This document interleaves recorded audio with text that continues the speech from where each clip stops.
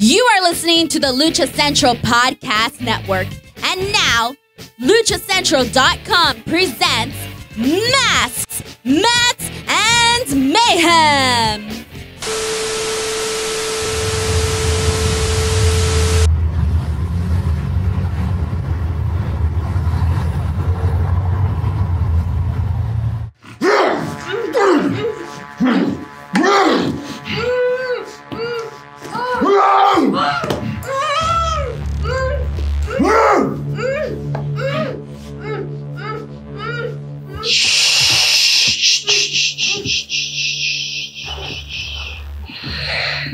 I'm a generous man.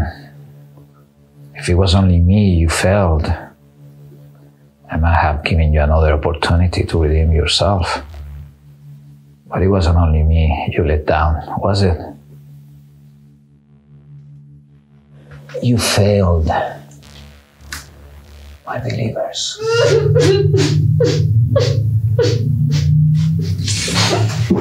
When I rescued Promociones Dorado from bankruptcy and you from the gutter, I gave you access to the best luchadores on earth. All I asked in return was gold and violence.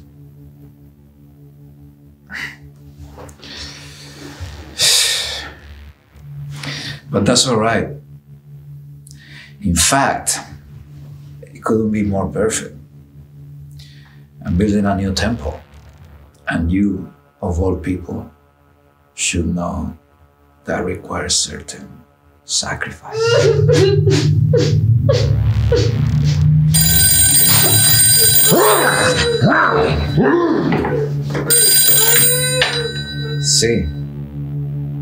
Sí, amigo.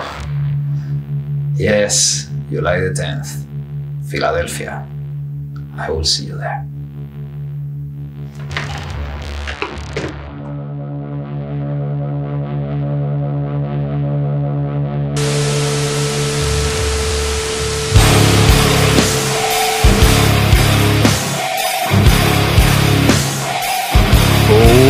Welcome to another edition of Masks, Mats, and Mayhem. I am your host, Justin Outlaw Harvey. You can find me on social media at JustinHarvey75. You can find the entire show on social media at MMMshow75. That guy over there, that's at Byron Fever. Catch it. Jazz hands.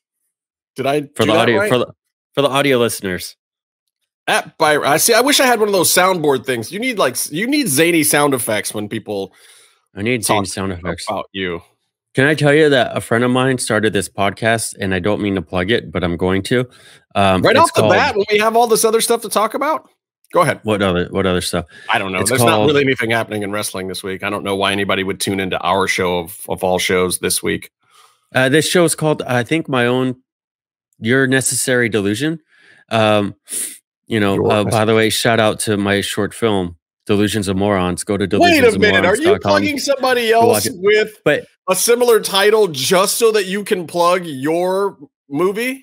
No, I'm talking about this. I'm talking about the soundboard that you worked on. You and Casey helped produce it, and we're going to do another thing soon. But that's all I'm going to announce. And you're going to have to just keep listening and watching every show of MMMshow for more details. Mm-hmm.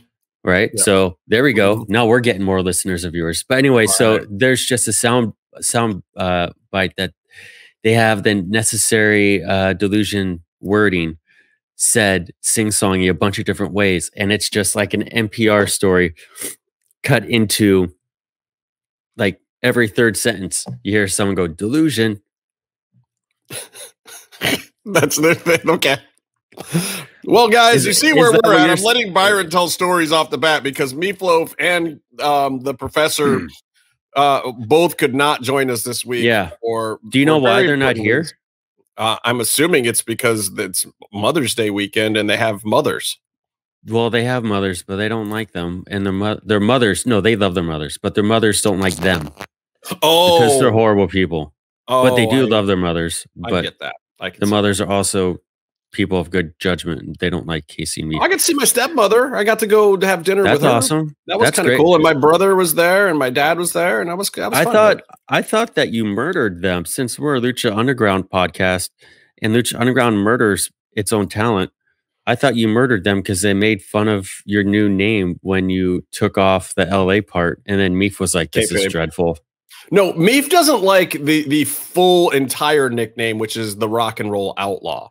He thinks that's terrible. And it is, but it's supposed to be. It wasn't given to me to be a good nickname. You don't get the best nicknames do not come from good things. I have about 20 nicknames from college you will never hear.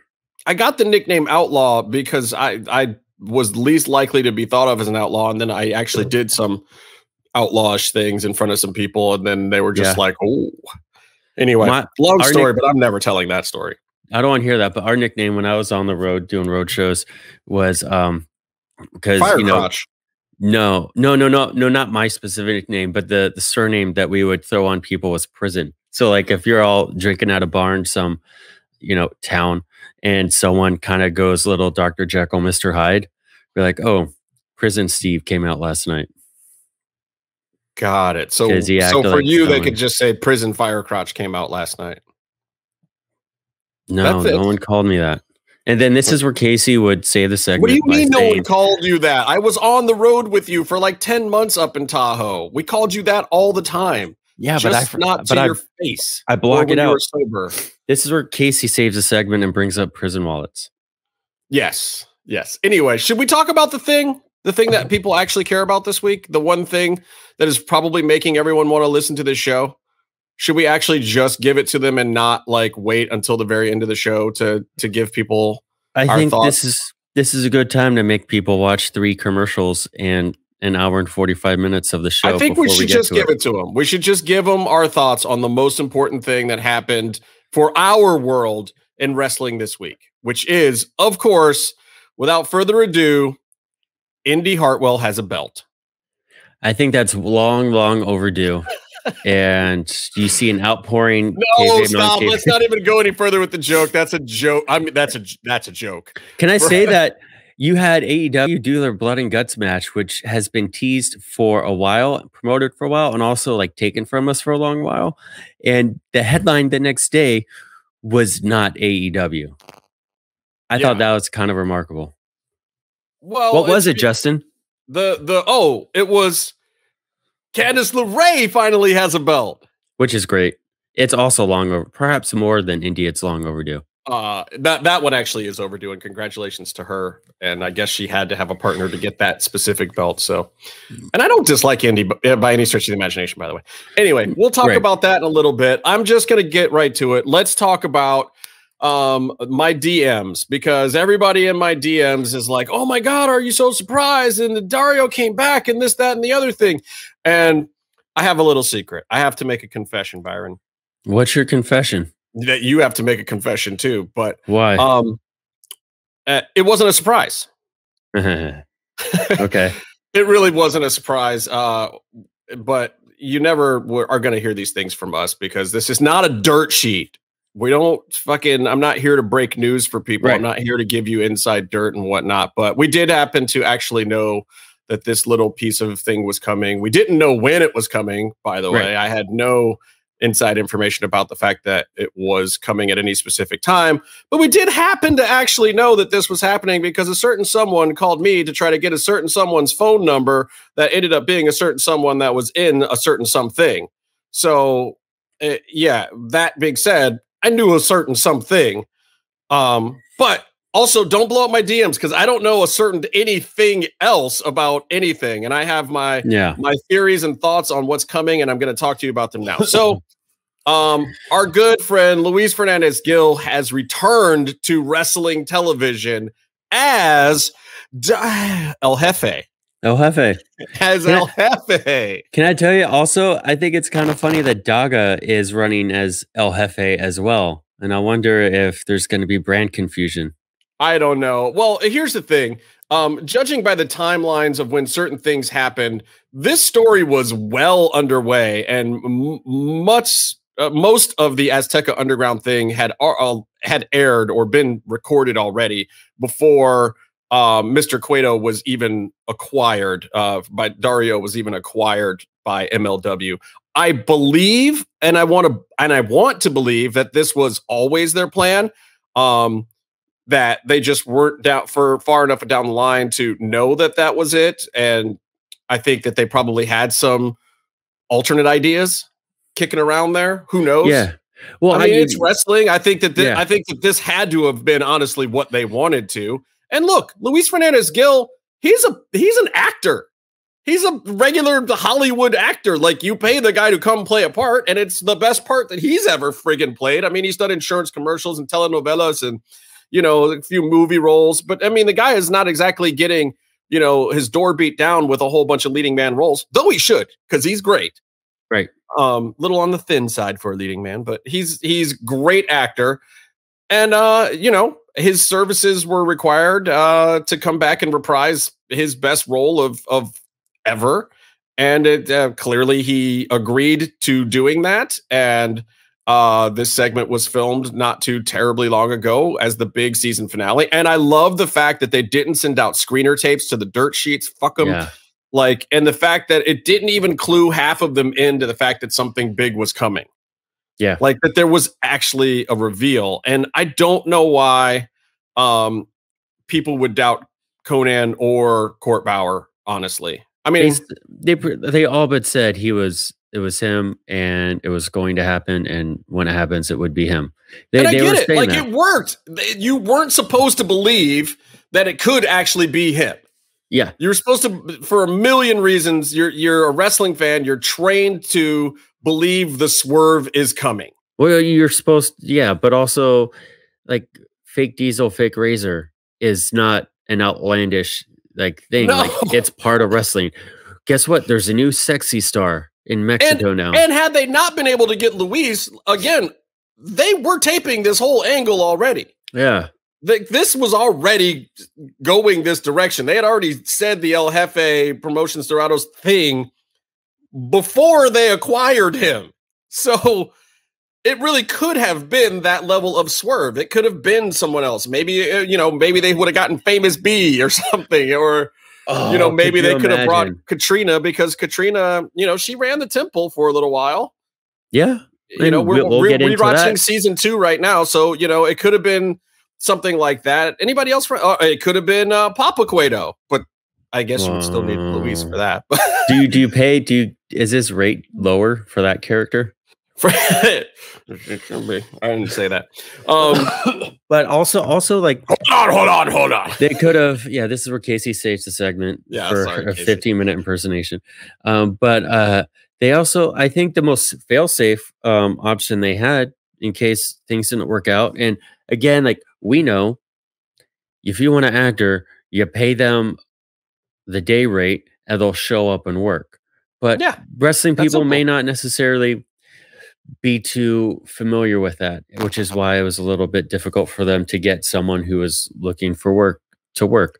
But I think, and I'm going to assume they shot this in LA in an afternoon, paid him his rate, and I'm sure that they will get him some more. I don't know if it'll be like the past where you see him at ringside, like, you know, the Lucha Underground episodes we're watching now is when Luis started coming ringside, and we'll talk about that a little later too, because also this week, it just so happens that our Lucha Underground Rewind episode is season 2, episode 10, El Jefe is back, which is the big Dario Cueto coming back to the temple episode. I thought that was absolutely the most bizarre coincidence of all time. We did not plan that. So if you're an MMM show, if you're part of Emanon, if you're an MMM truther, you know, I think it's definitely valid to look at the lineup of how we're doing this specific El Jefe is back episode, the week El Jefe is back. And so like, if you want to post on message boards, your MMM truther message boards that we're running the whole Lucha Underground comeback, I'm going to deny it, but I do think there's a little validity to some of the thoughts and free thinking about it. Who is M? Who is Bauer? Whoa. Where is Philadelphia? If you take Philadelphia and you turn it into numbers, and then you add them together, it equals 75. 3 M's. You turn 75 back into numbers, and it's 3 M's. It's whatever. There's going to be some 4chan thread about this whole thing now, I'm sure. I think it was great, but I think to finish my thoughts, Selena De La Renta, I thought was the fail-safe because of how much of a staple she is to incapable at MLW. But they've let her go now. It seems like they let her go. Surprising to you? I mean, I'm not going to believe it until I see her wearing a Performance Center T-shirt. I think that's the only reason for her to leave. I think this is great stuff, and I think she deserves to be part of it. I could think of some other reasons, like she anchored the promotion throughout the whole year, storyline wise, and then asked for more money because she felt like she was. I don't know this to be a fact, by the way. I'm just saying that these are the kind of things that happen in wrestling. Like she became more valuable, and maybe she asked for more value out of that, and that wasn't part of the plan. I don't know. That makes sense, but they touted her as the first. Or maybe it's a work. The Tina exec producer of a wrestling show. Like Court has talked about how he has this specific vision for her as a business person on screen and gets her involved behind the screen. I just think that I agree with you. I'd like to think that if she's leaving, it's because there is a greener pastures opportunity out there for her, and that the end of the season was just good timing for all of them, because they actually are, declaring this as the end of the season. So the next time you'll see MLW, it'll be up on Vice, I guess, is the deal. I don't know if their other deals are all completely up, but this July 10th show, I imagine, will be a taping for what is to become the new MLW. Now, the real question is, and there have been rumors floating around, it's been widely reported that MLW was looking at 2 TV deals. So now the question becomes, is a second TV deal going to be for Azteca Underground or Lucha Underground Dos or whatever the heck it's going to be called? Are they actually going to secure a second television show for, what they have? But I mean, my question too is, and I don't doubt that Conan especially could rustle up some luchadors to be in said promotion, but like who's even available from the original Lucha Underground that they could still get? I mean, I'm sure maybe they could borrow some people, but they'd be borrowed, right? I mean, I don't know. I think AEW borrows half of their roster because of COVID, and they're never going to let them go, to be honest with you. Like if they have an opportunity to hire them, unless the person doesn't actually want to work at AEW, they're not going to let go of the people. Like whatever. So, and it's also funny. But wouldn't it be smart? I mean, like, look, Marty this whole Forbidden Door thing that's going on with Impact and AEW and New Japan and whatnot. If MLW is going to become a bigger player, whether it be with Azteca Underground or MLW on Vice, right? I think especially with a Lucha Underground reboot, lending talent to that because of the hype it's going to get, especially in the first year, is not going to hurt one of those other promotions. I mean, there's definitely a thing that can be done. MJF was someone who was still employed by MLW. Right. And AEW leased him out. But he's MJF, by the way, in MLW was a fucking star. I don't know if you've seen any of that stuff, but I mean, there's a reason why that guy's gone to the top of the card at AEW, because like the shit he was doing in MLW just showed. Yeah. He had the goods. He's like 22 years old and doing all this great stuff. He's great. I don't think he has a driver's license, and he does look pretty young. Yeah. Yeah, but I mean, I could see it. I think it'd be kind of cool if like the Lucha Brothers could go over and do something. Oh, I think they'll show up at some point. I just don't think you're going to get like, some season-long Pentagon run. Yeah. Like, if one thing Conan has shown, it's that he can convince Ray and Penta to show up just about anywhere. Yeah. I mean, we'll see in the review tonight, the Lucha review. You put Ray Jr. on your show and you just need to have someone say he's the best luchador in the world. And then he's ready to fight. And that's it. He's like, I'll go to work for you. I mean, voice. But I think that it's just, I think it's MLW does that stuff. They have Leo Rush, doing stuff, but he's also everywhere else. But I don't know that's how why they took the belt off of him, by the way, in their season finale when they're going away. Like, very wise choice to put it on the homegrown guy, Myron Reed. Yeah. I don't like his chest protector, one, because he's working a babyface gimmick. And Myron Reed? Yeah, it seems but was like in a promotion like MLW, which I harken back to some of the ECW days, the baby faces are the thugs in chest protectors and weird it doesn't stuff. even fit him. Oh my God. Did he? My problem with Myron Reed is the rest of his entourage. Like, dude, like y'all look so ragtag sometimes, man. Can y'all like look threatening or menacing for That's what I'm saying. If it was, I like Myron though. I think he's good. I think it's good. If there was a budget to what he was doing, they'd get him a chest protector that fit him. You know? Did you watch the Leo Rush rematch with Myron? I watched. It's a good match. Yeah, it's good. He's good. Great. Anyway, I don't know. I think it's trickier though, bringing those types of people in who aren't under exclusive contracts or committed contracts to a TV show storyline. So that's like you bring Penta in. You have to really commit like Lucha Underground did. You have to commit to like a 4-episode arc. Right, but think about who Pentagon was at the time. Pentagon was this mid-card guy and like a low mid-card guy. Let's not beat around the bush. Pentagon was not climbing the ladder at AAA. But I'm saying now, like I think it's trickier to take someone like that away from Tony. Absolutely. But what I'm saying is you don't take him away. You just have him show up. You have him do a couple of spots. I have a question, have a couple of matches, and then you send him back. But you don't make him you don't hinge your storylines on. I don't think you hinge your storylines on any former Lucha Underground talent that's not available 100%. You do something that is in its own sort of closed bubble. So like, let's say you have them signed for 4 episodes, which could be stretched over 8 weeks and have a big money match, maybe throw a belt on and take it off during that time. So what are you going to do go ahead. But here's my thing about that. Let's say you're Tony, and Tony's just out of his mind. You watch his commercials on Impact. He's out of his mind with a Forbidden Door doing whatever he wants to do. I think, and he's a money mark in the best sense of the term. I declared him that on my own. My own observations. No one else said that before me, and I'm not copying it.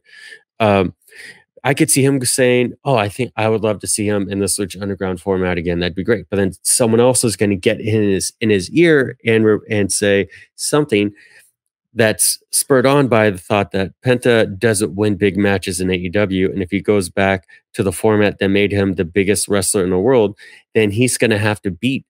Yeah, they're going to spot squash him. Yeah, when he comes back, and like, you don't want this guy to come back and take your spot. Right. What you're saying is the Young Bucks are going to spot squash him in another promotion. Well, listen, they're good friends with Kenny. Call it what it is. They're going to get in Tony's ear and they're going to say, dude, you can't big up that dude down the road because then he's going to come back up the street and fuck us all up. I get it. You're right. We literally saw it in AAA where Penta and Phoenix separately went up to AAA and said, not even when the contract's over, just mid-contract, I don't feel like it anymore.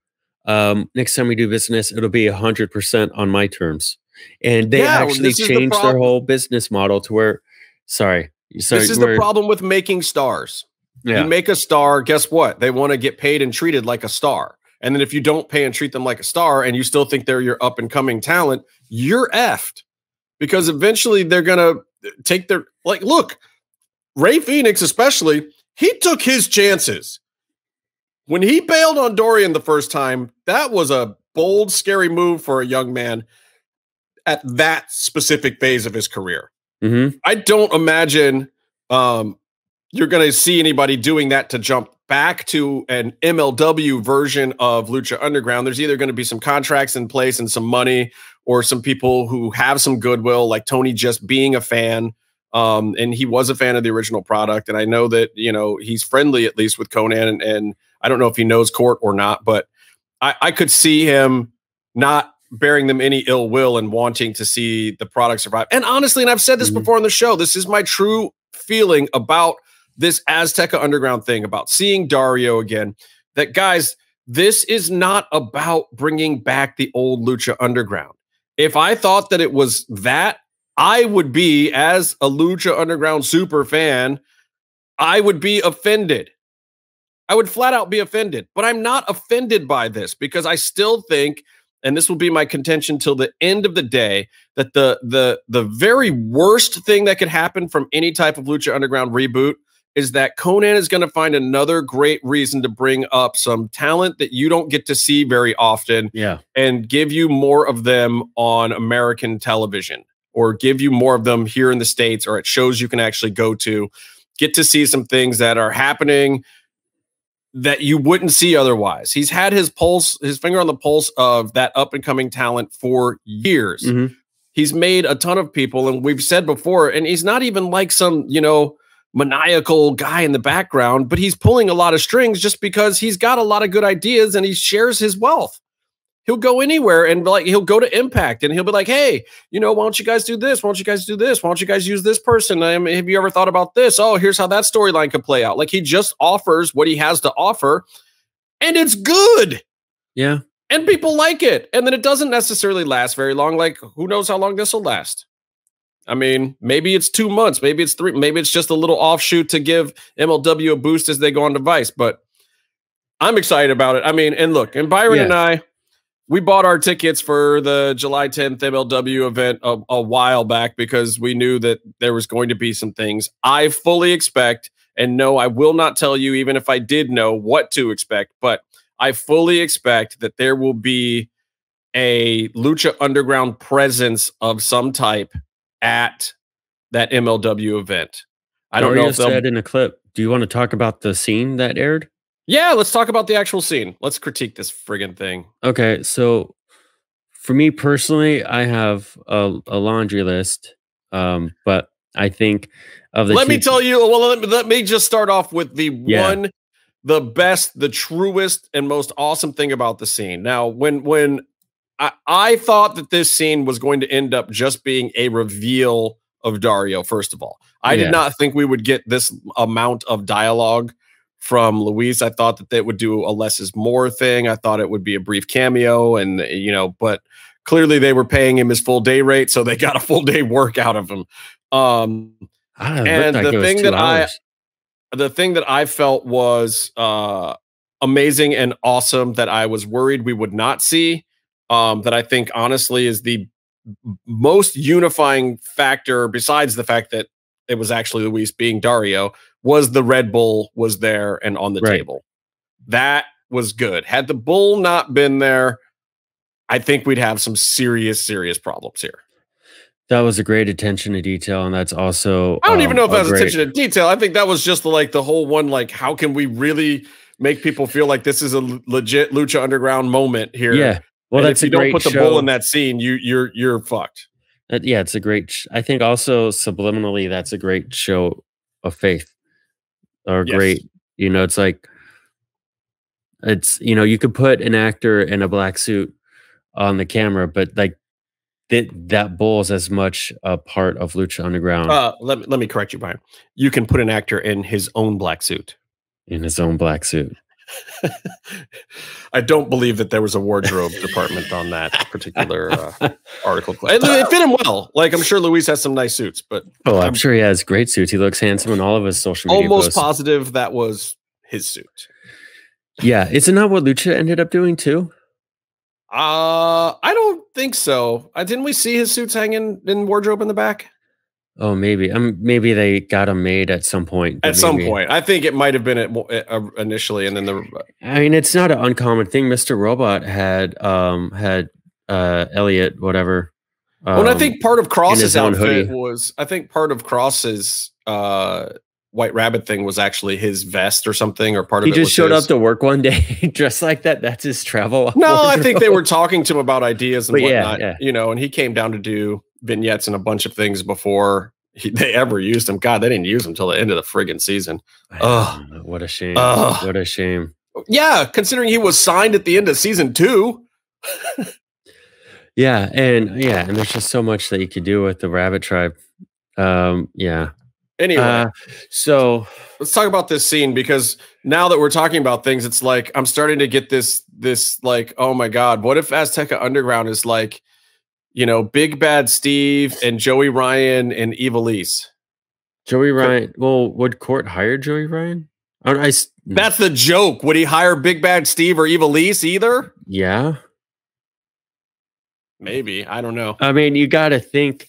But that's what I'm saying. Like the only people that aren't signed somewhere, like, yeah, I'll bring in Famous B. I think Evilise has been on good behavior in the past week or so, and I think it's helping. You know, I think by the time they start hiring widely for this, I think she's Byron, we need to get a candidate. sign. We need to get a sign in the background, like one of those workplace signs that says it has been 24 days since the last incident took place on the line. Except it'll be for Evilise. Since Evilise unwittingly tried to end her career with again. Just a tweet with a tweet. But yeah, it's like, I don't know. I think Big Bag Steve would be a good hire just because if you're going to have a show with luchadors. No, there's guys out there that are available. Like, look, I think Loco and Cholo. Oh, got to get them, please. And London. I think you bring back the Rabbit Tribe. I think Loco needs to lose some of that COVID weight though to get TV ready. But those guys should absolutely be on a TV show. Did you say Loco? Loco, Mariachi Loco. Oh my god! He has that little belly. That's why he has the tights with the shoulder straps. You're talking about the man's gut already like that? What do you mean? Is that bad? Fried chicken goes good with quarantines, man. Leave that dude alone. No, he rules. Just playing with you. Oh, he rules. That's what I'm teasing. So, yeah, I'm just saying I think there are a few people out there that are available. I mean, I'd love to see Aerostar and Drago. Yeah, you want your AAA favorites. I'd love to see, Vikingo. If you're talking about the new people, yeah. Oh, yeah. Yeah. And Laredo. Grab Laredo, grab Taurus off of Impact. Sorry, Impact. Impact is doing really well. Enjoyed the last big show, but get Taurus on the new Lucha Underground if there is. I mean, I'm sure Conan is probably the one that helped him get into Impact in the first place, and you know, I'm sure if Conan has his druthers, he would just be in both places. I don't feel like Conan is the kind of guy that wants to pull somebody from one thing to do his thing. Right. He would rather see them in many things and work around it. And to that point, I think someone once told me that you can write yourself out of anything. Like with when this person's really old and mentioned it when Star Wars got rebooted like 15 years ago. We're like, oh, how do we redo Star Wars without disappointing a bunch of people? Well, let's just do like a wormhole thing and have an alternate Star Wars universe, so that way no one can call BS on anything we do. Yeah. So J.J. Abrams, they handed him the entire Star Trek Bible when he was Star Trek. Write the Star Trek thing, and he was just like, I won't be needing that. And they were like, no, you need that because there's all this history of he was like, okay, so no, well, here's what I need the timeline up to here, and then I'm just going to reset it right here at the beginning of Kirk's life, and then everything that happens now is my timeline, so you can go build a whole new Star Trek universe. Now go away with your big giant volumes of canon that you think I need to follow that I refuse to follow. Absolutely. Yeah. So like that's why JJ's dope. You can write your way out of anything. I think if this is a character and storyline centric show with good dedicated writing, you can make anything happen. You can have Taurus and whoever he's feuding with in Impact do their own side feud. The storyline, like they have one tricky thing to figure out. They have to explain the reset of the universe. Look, they were given a gift by the end of season 4 that Dario was resurrected. So they can go from there. Could you imagine? I mean, like that should be an episode 1, season 5 thing. But they don't even necessarily have to acknowledge anything else other than like, if you really just wanted to roll right into it, you just be like, yeah, Dario was magically resurrected by the Aerostar Time Stone or something. And, he's run off to start his own new promotion. Yeah. And that's it. He's going into his own world of recreating the temple to please the Aztec gods. And you don't ever have to mention Papa Cueto or the old temple again. You really could just be that simple. I don't know if you go that simple, because then when other people start showing up, you might need to explain some things if you get any of them. But I mean, you've already got Mil Muertes. So what did you think of the clip though? Like how it was, what was I love Luis and I love the bull. Okay, that's nice. Okay. I think so. First of all, what are we gimbal shooting this thing? Is that what we're doing? Oh God. Right? Was that turn move on a gimbal? Where like it's a phone gimbal? He sits up or whatever, and someone just does a little button on the button handle, click on a gimbal. Yeah, but that's what AEW did for the first like month or so of their show. They had marks running around with the gimbals until they had a TV crew. But that was also not supposed to be trying to mimic. It was bad, and you didn't need to one shot the whole thing. It'd be better if it wasn't. That's why I think the whole thing was kind of done in a half day, and Luis had about 2 hours on set. Well, I mean, I think we're clearly assuming that Skip Chasen did not have anything to do with this particular vignette. There's no way he would shoot in the corner of IKEA with one light bulb. Wow, the corner of IKEA. That's what it looked like. No, I mean, first of all, they delivered on the two things they needed to deliver on, which is great. So it's an A+ success. One, Dario. Two, correct. Dario will be there July 10th in Philly. Correct. That's all you need. Like, look, I'm here now, and you'll see me at least one more time at this big event. Pop an audience. Like, if you're going to have a stunt and you're going to do a thing, or you're going to kick off a whole new real thing, this was absolutely the way to do it. A+ for the design of the overall impact to the wrestling business and what they were going for. Now the Dario reveal where he's in a poorly lit room and then goes to being in a semi poorly lit room was not a great reveal. Here's what I didn't understand. I didn't understand why there was so much stuff on the walls. If that was just what was in the office that they were using as a set already, if those things were there to be teasers or spoilers to other stuff, or what was up on the walls, I don't know. Lucha Blog looked at it and turned up the brightness and saw that like it's a bunch of like pages out of some magazine, Lucha Libre magazine, that they just tore out and put on the wall. And there's too much wall space. That's what happens when you have a wide angle lens. Too much background. You know, it's well, okay, so stylistically, it left a bit to be desired. Now, does that give you fears of what an Azteca Underground would be as a show? I mean, you look at the MLW product and, you know, it's shot a certain way. It feels like old school ECW where Paulie was shooting half of it in the basement or over at Dreamer's house or whatever they were doing. You know what I mean? Mm-hmm. You know, they were using camcorders and sticks and cutting a promo on a curtain. That's all great wrestling stuff. I don't know. I think you need to give this the benefit of the doubt. I mean, I think moving forward, it should have those segments should be good little mini movies, and its storytelling should be good, or else it's just another thing. You know, all that stuff's going to tie together and make you care about these unnamed masked wrestlers who are coming up from a place they weren't watching, and now you're seeing all of them on American TV market, and this whole audience is going to get wowed by them, just like they did when Lucha Underground came along. You know, we didn't know who anyone was, and then they showed us how special everyone was. But so they also spent like $425,000 an episode. Yeah, but that's more than anything that's in that ratings bracket gets spent on a show. Like, you don't spend that amount of money on 1 hour of television on a boutique vanity network. Yeah, and they did, and that's part of why you got that whole thing. Like, part of what ended Lucha Underground was part of what made it great, which was that budget. But you're never going to have that with an MLW version of Lucha Underground. You're never going to have that kind of budget. Part of it was that, and part of it was those are just resources available to a great mind doing great creative decision making, you know. And also, horror films are a perfect example of you don't need money to do a product that is solid. I don't disagree, but what I'm saying is that if one product is, you know, the Avengers Endgame, right, and then you're trying to make Avengers Endgame on, you know, a shoestring PBS budget or something all of a sudden and continue it, there has to be a certain level of expectation that it's not going to look like Avengers Endgame when it comes down the line to, you know, a weekly small budget.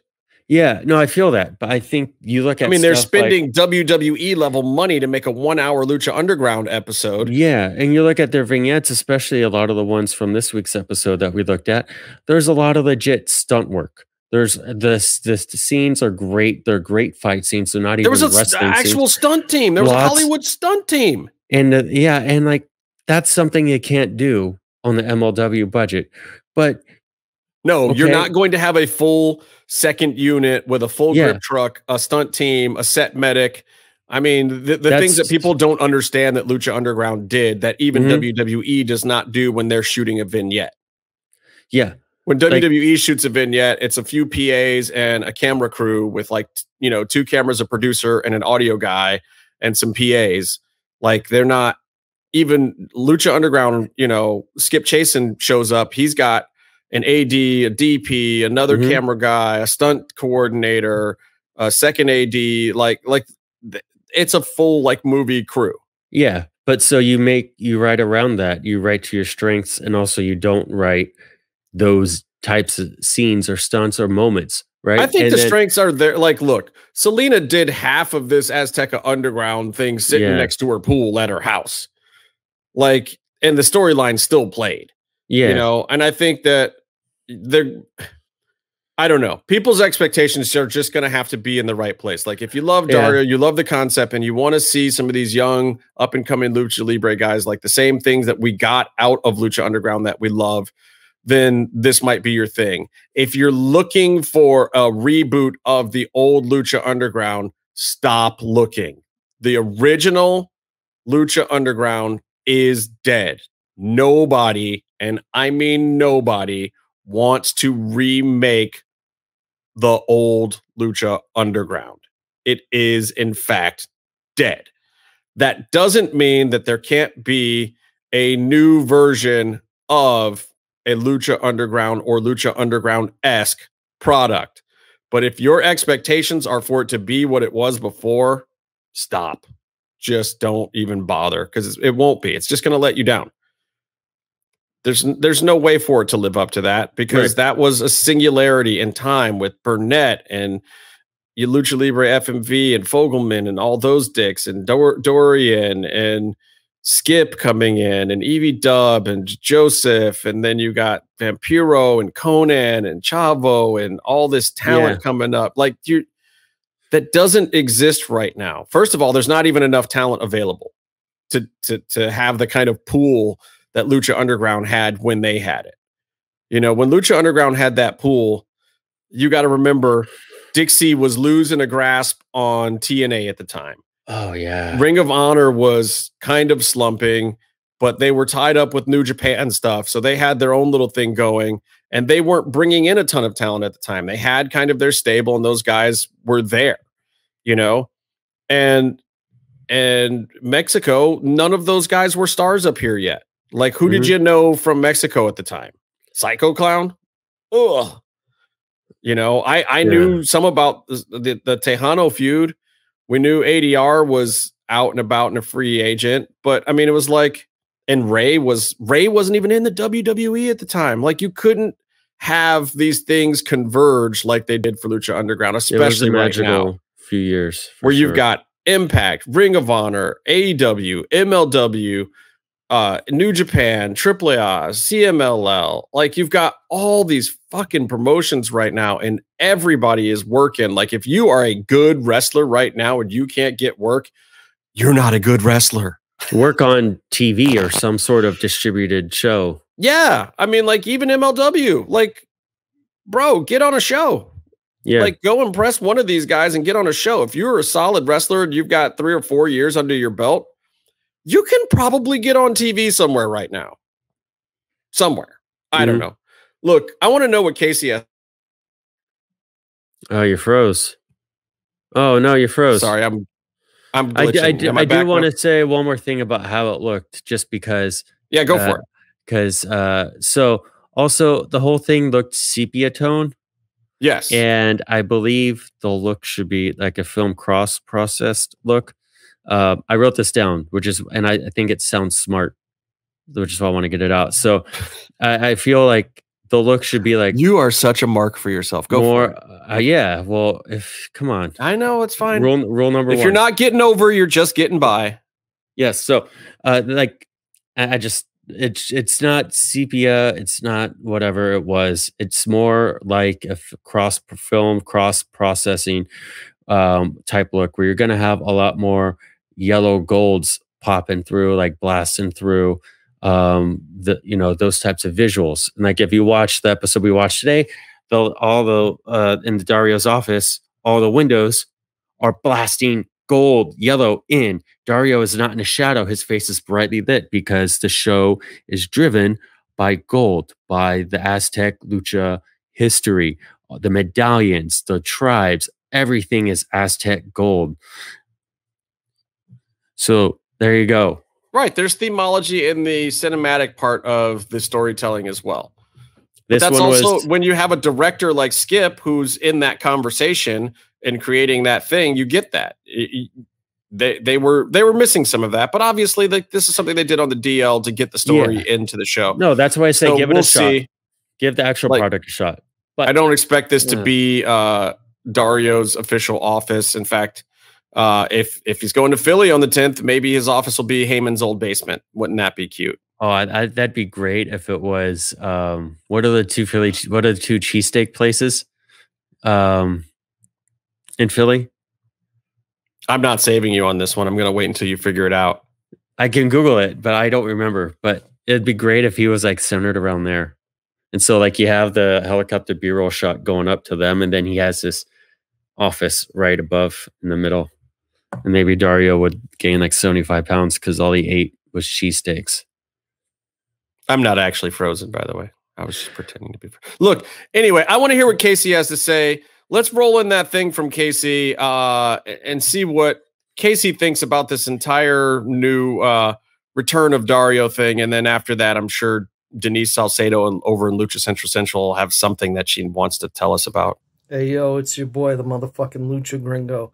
Just wanted to talk to you really quick about this Azteca Underground stuff. First of all, when we tell you to watch something, maybe you should pay attention when we do things like that. You might end up missing something cool. For the most part, I liked this. You know, we got to see Dario again. Always a welcome sight. He's a very handsome man. We also got to see a pretty reasonable facsimile of The Office. They had a bowl. Wasn't paper mache. It was some kind of ceramic, but you do what you got to do. He did have the I'm kind of a big deal thing on his desk. He had the bat phone. So there was some pretty cool stuff there. But I got a complaint. It's a big one. Whoever the grunty guard was that was kidnapping Selena De La Renta. Oh, come on. Okay. Skip wouldn't have let that shit go. You just got a guy going, okay. Cheesy as fuck. Come on. That's not what you want to do for Lucha Underground, okay? That isn't the kind of legacy that show left behind, unless you're talking the 4th season. Maybe that guy came from that one. It's better off that we don't even talk about the 4th season. But, yeah, the henchman guy, no, dial it back. You're on a 15. We need you on about a 7, pal. All right? Let's dial that shit back. Plus, his masks look like shit. Come on. You guys can do better than that. The Azteca Underground logo, you can do way better than that. MS Paint called. They want their fucking logo back, all right? So, look, I really want to like this. And Dario being there, that's going to make me like it. I'm intrigued to see where they go. I'm happy to see Luis back. Just maybe cut a little bit of the shit, all right? Yeah, all right. Otherwise, good work. I'm interested in hearing what the rest of these guys have to say, which is what I'm saying, but I don't really mean it. So I'm not going to watch the show if I'm not on the rest of it. Come on. I'm going to go look up some Lex Luger murder. Hey everyone, it's Denise Salcedo here in Lucha Central with a reminder of where and when to catch all of the great network content this week. Get the full lineup and listen to all of our shows in the podcast network section of luchacentral.com. Sundays on the Lucha Central Facebook page, world-traveled shooter of the camera kind, Jerry Villagrana goes mano a mano with a fellow photographer to throw down about some of their favorite photos they have taken at Lucha Libre events. Monday, Business of the Business returns as Mass Republic President Kevin Kleinrock takes you inside how your favorite Lucha Libre merchandise gets made. On Tuesdays, Mass Mats and Mayhem takes you inside the world of Lucha Underground as they take you weekly through the series with the benefit of hindsight and the benefit of special guests from the groundbreaking series. Check out the premiere video stream every Tuesday at 2 p.m. Pacific, 5 p.m. Eastern on the Lucha Central YouTube channel and at luchacentral.com. Then listen to it on your favorite podcast platform every Wednesday. Tuesday nights live, it's Wrestle Boss, where Fabi Chulo talks MMA and pro wrestling with special guests and listener call-ins. Visit WrestleBossLive.com Tuesday nights at 7 p.m. Pacific to listen live or call in with questions or download the show on podcast platforms on Wednesdays. Wednesday nights live on Facebook, it's Spanish show La Mesa de los Márgaros, giving you both the news and the chisme from around the lucha world. Special guests and a whole lot of fun make it one of the most talked about shows in Mexico. Thursdays, it's Straight Out of the Bodega with Papo Esco and PWR promoter Gabriel Ramirez as they have guests from throughout the wrestling world pull up to give an inside look into their careers. From indie standouts to television superstars, each week brings a new name and perspective. On Friday, it's your double dose of Lucha Central Weekly podcast, one in English y el otro en español.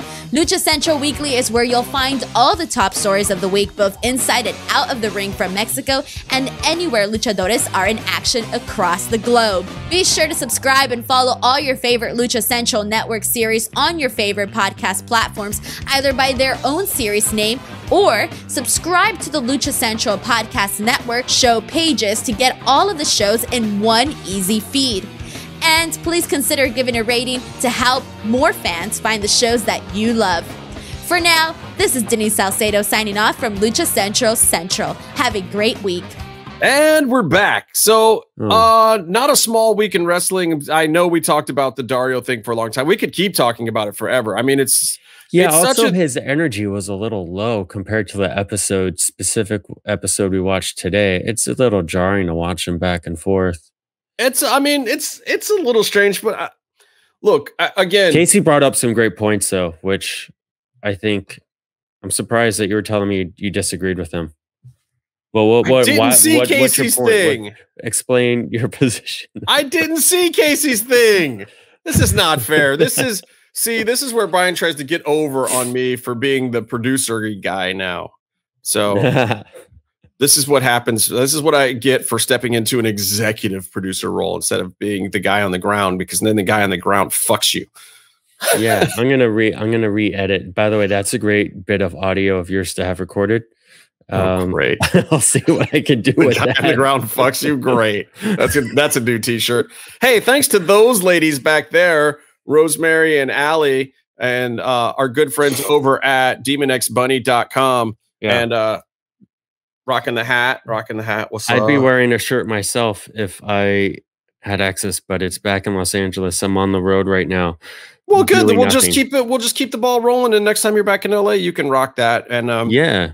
We'll have to see if they can. We have to see if they have any extra long dong sizes for Case. I would get them to send Meef something, but that never works. Meatloaf gets nothing. Somehow, a luchador that's wrestled 2 matches in his life in the slums of Mexico can somehow get him a mask overnight.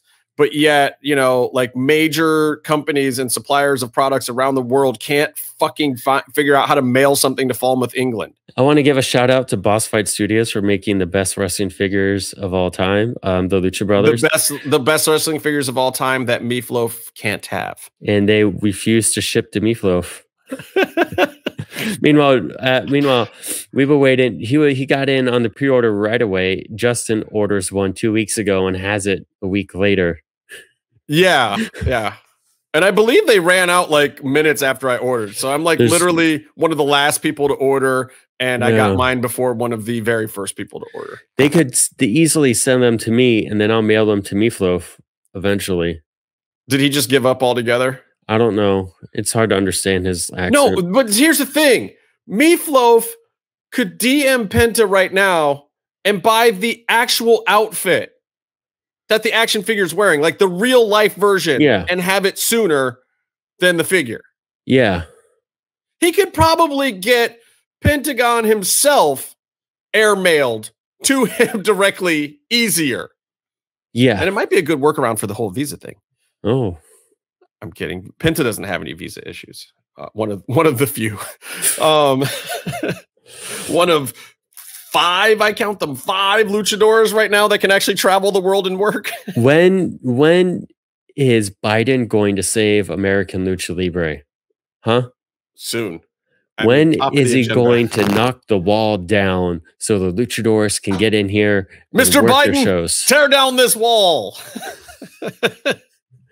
I'm sorry. The Lucha Libre economy has been failing. I like your color correction. I need some of that. I have too many different color temperatures going on. I clearly have a daylight tungsten imbalance thing. I need a solid 3600 programmed on my camera here. I got this LED panel and I program it to a certain color temp. Byron, which is what nobody cares. Which is what I have. I care, but like none of our listeners care about. And then I set my camera, so the camera and my key light. No, fill. It's no. It's a key fill. It's a key. It's doing both. No, it's keying where it is right now. That's a key light. All right. It's lighting. I mean, it's just a straight dead on boring light. But your camera's not straight behind it, so it's off to the side a little bit. So it's a key. Yeah, it's off because it's a key light, Byron. There's no other name for it. It's a shitty Phil-esque key light, but it's a key light. Yeah, that's what I was saying. Anyway, listen, let's get to the things that people actually want to hear about. Can I say we're talking about some talents on some wrestling shows? I wasn't around last week, but the Impact show Rebellion I thought was really good. Trey Miguel definitely showed off. The Diana. Go ahead. Diana Perazzo, go ahead. What about her? I wanted Tenille. I don't know why my brain wanted to say Tenelle. I don't know why, but Diana Tenille was a good match. Their post-match tweets were also phenomenal. Rich Swann is the man. Like, there's no way he beats Kenny, blah, blah, blah. But, you know, coming up from being like an X Division wrestler to being a legit, you know, carrying the flag of Impact in this angle, I thought he did phenomenal. And hats off to him. Well, and I think it looks like they're moving Sami Callihan into the prime spot against. I mean, I think they're going to decide at this week, but I feel like it's Sami Callihan. I hope that happens. I hope it's Kenny Omega, Sami Callihan. I mean, you don't bring the belt back to Impact right away, so there should be some successful defenses, right? Callihan, would be a great match. I don't know if I want Moose to be the one. I mean, Moose, okay, sure, Impact champ. I think Moose is going to be the one that takes it back. I think that they have to do that. I don't want to see that match. I don't want to see. I don't either. But they've hitched the horse to that wagon at Impact, haven't they? I guess. Is there anything else they can do? Like, who else do they put it on that makes a statement for them? They've invested in Moose for 4 fucking years now. That makes sense. I don't want it to be Moose. I don't think they should be investing 4 years of time into Moose. Personally, I liked the Moose gimmick the first year of it, and then a little bit of his stuff with Cross was okay, and that even faded quickly. Like, and when do I ever say anything bad about the Cross stuff? I mean, every now and then I give shit, but pretty rare. It's also he's a huge natural heel. So where's your feel good moment bringing the belt back? I don't think you get one. I don't think Impact is going for that. I think Impact is going for the pure shakeup of bringing it back. But I don't think you'll see that till into summer anyway, at the earliest. So maybe they'll sign someone else. Am I crazy, or does Kenny does not have the AAA Mega Championship? He has it. Belt, does he? Has he been showing it off? AEW, he has his Vincent walking around with his belts. Nakazawa he wore the 2 Impacts and the AAA belt, and Kenny wore. Okay. I wanted to ask you about this. So, and Kenny wore the AEW belt for his promo at Blood and Guts. Bubba Ray tweeted something about this. Other people have kind of tweeted about it and talked about how when Vincent was carrying the IWGP for Scott Norton, it was an insult. When instead of being like the guy carrying the champion stuff, it's like the visual. You see the other person's championship on an opening match, dude. The black guy. What? Nakazawa's Japanese. Oh yeah, it's the same thing. Yeah. So sorry, my dad rednecks is the same somewhere else in the house. I want to make sure the mic is set properly so you don't hear. Anyway, so what do you think? What do you think about Nakazawa carrying the Impact and AAA belts for Kenny? Do you think that's a sign, a show off, like Kenny is that big of a deal, or do you think that's that they're lesser belts? It's a diss for sure. Look, here's part of what Tony Khan wants out of this is, you're putting these other promotions kind of on equal footing with you by saying that there is an importance to them, to your champion. So in that way, he's showing respect to some of these other promotions. But at the same time, you do want them to look at your belt like it is the better one, and having your heel champion heel out. Like if it was a face champion, you have them do the Mike Tyson. Yeah. They walk to the ring with all the belts. They switch the positions of them. They all carry equal weight to them. They're all world championships. They have them do Mike Tyson. As much as Mike Tyson was a natural heel himself at that point in time, that's part of why he was exciting, though. He was very kind of subdued when he walked to the ring. There wasn't a lot of fanfare. Like, he walked out with all three of those belts that he had, or four, or whatever it was at the time. And he just came to the ring with them, and then he handed them over to the ref, and then he fought for one of them or all of them. It didn't matter. He didn't care. He was that kind of badass. Kenny is definitely doing the other thing, parading them around as his without actually carrying them. I mean, even Austin Aries wasn't such a dastardly heel when he was the belt collector, not a year and a half ago or whenever the hell that was. He's nearly obsolete in the business now. Yeah. What a little twerp. So anyway, I do want to talk about the Lucha Underground episode this week while we're still kind of in the Dario mindset. Again, I think we could talk about the Azteca Underground thing for ages. I think we're going to talk about it more. Hit us up on the social medias. And hit us up, too, of what you think you want to see out of Azteca Underground, what you are hoping happens July 10th at MLW. Yeah.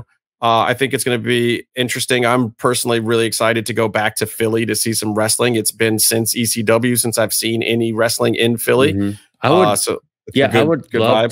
would love to know, because I have all these nitpicks that we suffered through for the last hour. But for other fans, what you thought? What stood out to you? What mattered to you? Maybe we'll throw out some polls or something too. Like, I want to know, first of all, if you even cared that Dario was back, if you thought that if you felt like it was signaling the real Lucha Underground coming back, or if you're ready to see any version of Lucha Underground back, or what you guys are looking for out of it. But let's talk about this episode. Lucha Underground Season 2, Episode 10 is called El Jefe is Back, and it is actually the return of Dario in the original storyline after he was kind of self-exiled and training Matanza off in the jungles of 385 miles away or whatever it is. He left because Black Lotus killed El Dragon Azteca, and it started another Mexican war among the tribes. Yeah, that's self-exile when you're hiding from people. But then he came and training. Well, he came back because his brother was tough enough to defend him now. Yeah, exactly. Yeah. How many people has he needed to eat some more members of the crew for breakfast? But Matanza is literally wrestling in blood from how many people he murdered during this training? An entire town? Well, I mean, at least the 3 white guys that showed up. That's true. I think those are the only ones that we can confirm went into the door and never came out. But maybe allegedly 60% of that town aged. Yeah, I would think so. He ruined their demographic. He murdered all the 18 to 45s. 18 to 45-year-old white males were just killed in Palmdale, Lancaster by the monster Matanza Cueto. So they had to move to a different market to sell commercials again. Hey, you know, this week's band is Robert Rodriguez's very own Chingon. Oh, imagine that. Oh, imagine that. And I love the fact that they can't even get a shot of his face because of his cowboy hat and whatnot. Like, I don't know whether to think that Rodriguez is a dick for like not getting some FaceTime and not like letting the show have the rub of some solid, like, hey, there's the boss man, Robert Rodriguez on Lucha Underground playing the guitar in the band. Rhythm guitar, by the way. Standing in the lead guitar spot, but clearly playing rhythm guitar. Oh, yeah. Power chords all day. I love it. And they barely have a shot of the guy. The band isn't bad, by the way. I like his band. Yeah. Oh, no. I mean, that's the thing where like... They were better than 30% of the Lucha Underground bands. Yeah. That, I mean, that's the like thing. 3 or 4 of them are really good, though. That's why I say that. He's the big boss. And also, he's done a bunch of stuff. He knows how to get the shot. And it's not his job to show up and play music and tell people how to film it. They should have gotten a better shot of his face, no matter what. Yeah, I mean, I was almost surprised that they even used that. Like, I just imagine Evie Dub in post, like, what the fuck? How did we not get a shot of Robert playing the guitar better than this? Could like, you if imagine? You're the executive producer and your other executive producer, who is much more important than you, shows up and is on the show playing in the band, and you don't get a better shot than that, you have to just feel personally embarrassed. I love thinking that it was near the end of the song, right when they're like Evie Dub walks over to Video Village to be like, all right, let's cue him to stop. We're going to start the show now. And he sees this horrible shot of him. And he asks, did we get the actual shot? What shot did we get of our boss here? And they're like, that's it. And at the same time, he's telling him to stop and knowing, oh, we didn't get it. Well, see, and here's I can't ask him to do it. We can't ask for a do-over at this point. And for then people he has who to don't live understand how things go down, this was taped at the same time as Aztec Warfare, right? And didn't this get taped before it? Wasn't this all the same stuff on the same day? I wasn't there. I think. But I would anyway, probably. the way that Lucha Underground goes is typically in one day you would get 2/2.5 episodes filmed in one day. They would do 2 days in a weekend, so you could get up to 5 episodes taped in a weekend. But that Warfare was Matanza's debut, so you would do that before you record a Matanza match. True. Yeah. So this was all, but yeah, so they had the drummers out first, but then basically after the intermission, you get Robert Rodriguez, who's there to, you know, I'm sure do some glad handing with Rey Mysterio and all the bigwigs. That's why they were there, because it was Rey's debut. It was not because Aztec Warfare was some big deal. It's because their money man came in. So Rodriguez is there, and it's like, yeah, my band's playing. And the way that it works is, you know, the band plays like 2 songs, they tape them, and that's that. And then they cut them into the 2 breaks, and you know, some bands would play into all the commercial breaks. Robert Rodriguez's band was not that band. I don't believe he was standing up there the whole time. I believe he came and played his 2 songs, his little 2-song set, and then he's back in the back with Dorian all up his butt, you know, trying to be cool. So, and in that period of time, if you don't get the shot, you don't get the shot, and somebody probably got fired. Anyway, so El Jefe comes to the ring and he's doing some in-ring promo stuff, and he has plans for the Trios Championship and to crown a #1 contender for the Lucha Underground title. Yeah. And then Penta comes out and cuts a mean promo. He cut like one of his real, like, I'm going to kick you in the shins mean guy promos, which I like from Penta. This is also kind of a shift where Dario's doing more wrestler stuff. Yeah. The in-ring promo.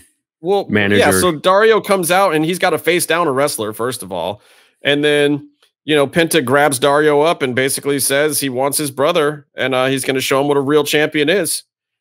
You know, and the other thing I thought was interesting was this, I believe, was the first time he's listed as Pentagon Jr.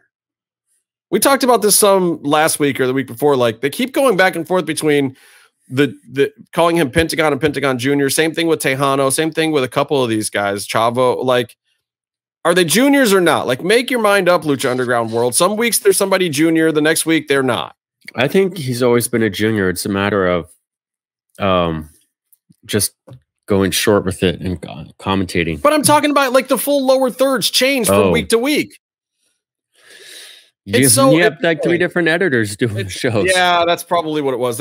So for those who don't know, Lucha Underground basically had 3 main editors, and they worked from home, which is weird because Lucha Underground had offices at MGM, and they could have been in the office, but Eric Van Wagenen basically let them work from home, and he said he got good stuff from it. And I mean, I think it's why you see slightly different versions of color correction and other stuff from time to time. Yeah, and on that note, I do want to offer my website, byronturk.com, to anyone who would like to hire me to work from home on the new Lucha Underground television series, if it so happens. Hey, those specific services are available. Pitch. I've seen Byron cut. Byron can cut. He's got some good skills. Thank you. I appreciate it. Anyway, so Mundo and Taya versus Cisco and Cortez Castro. There was one thing that stood out to me about this match. It wasn't how hot Taya was. It wasn't how cool Johnny Mundo was. It wasn't even how low-key badass Mr. Cisco is. He's very badass.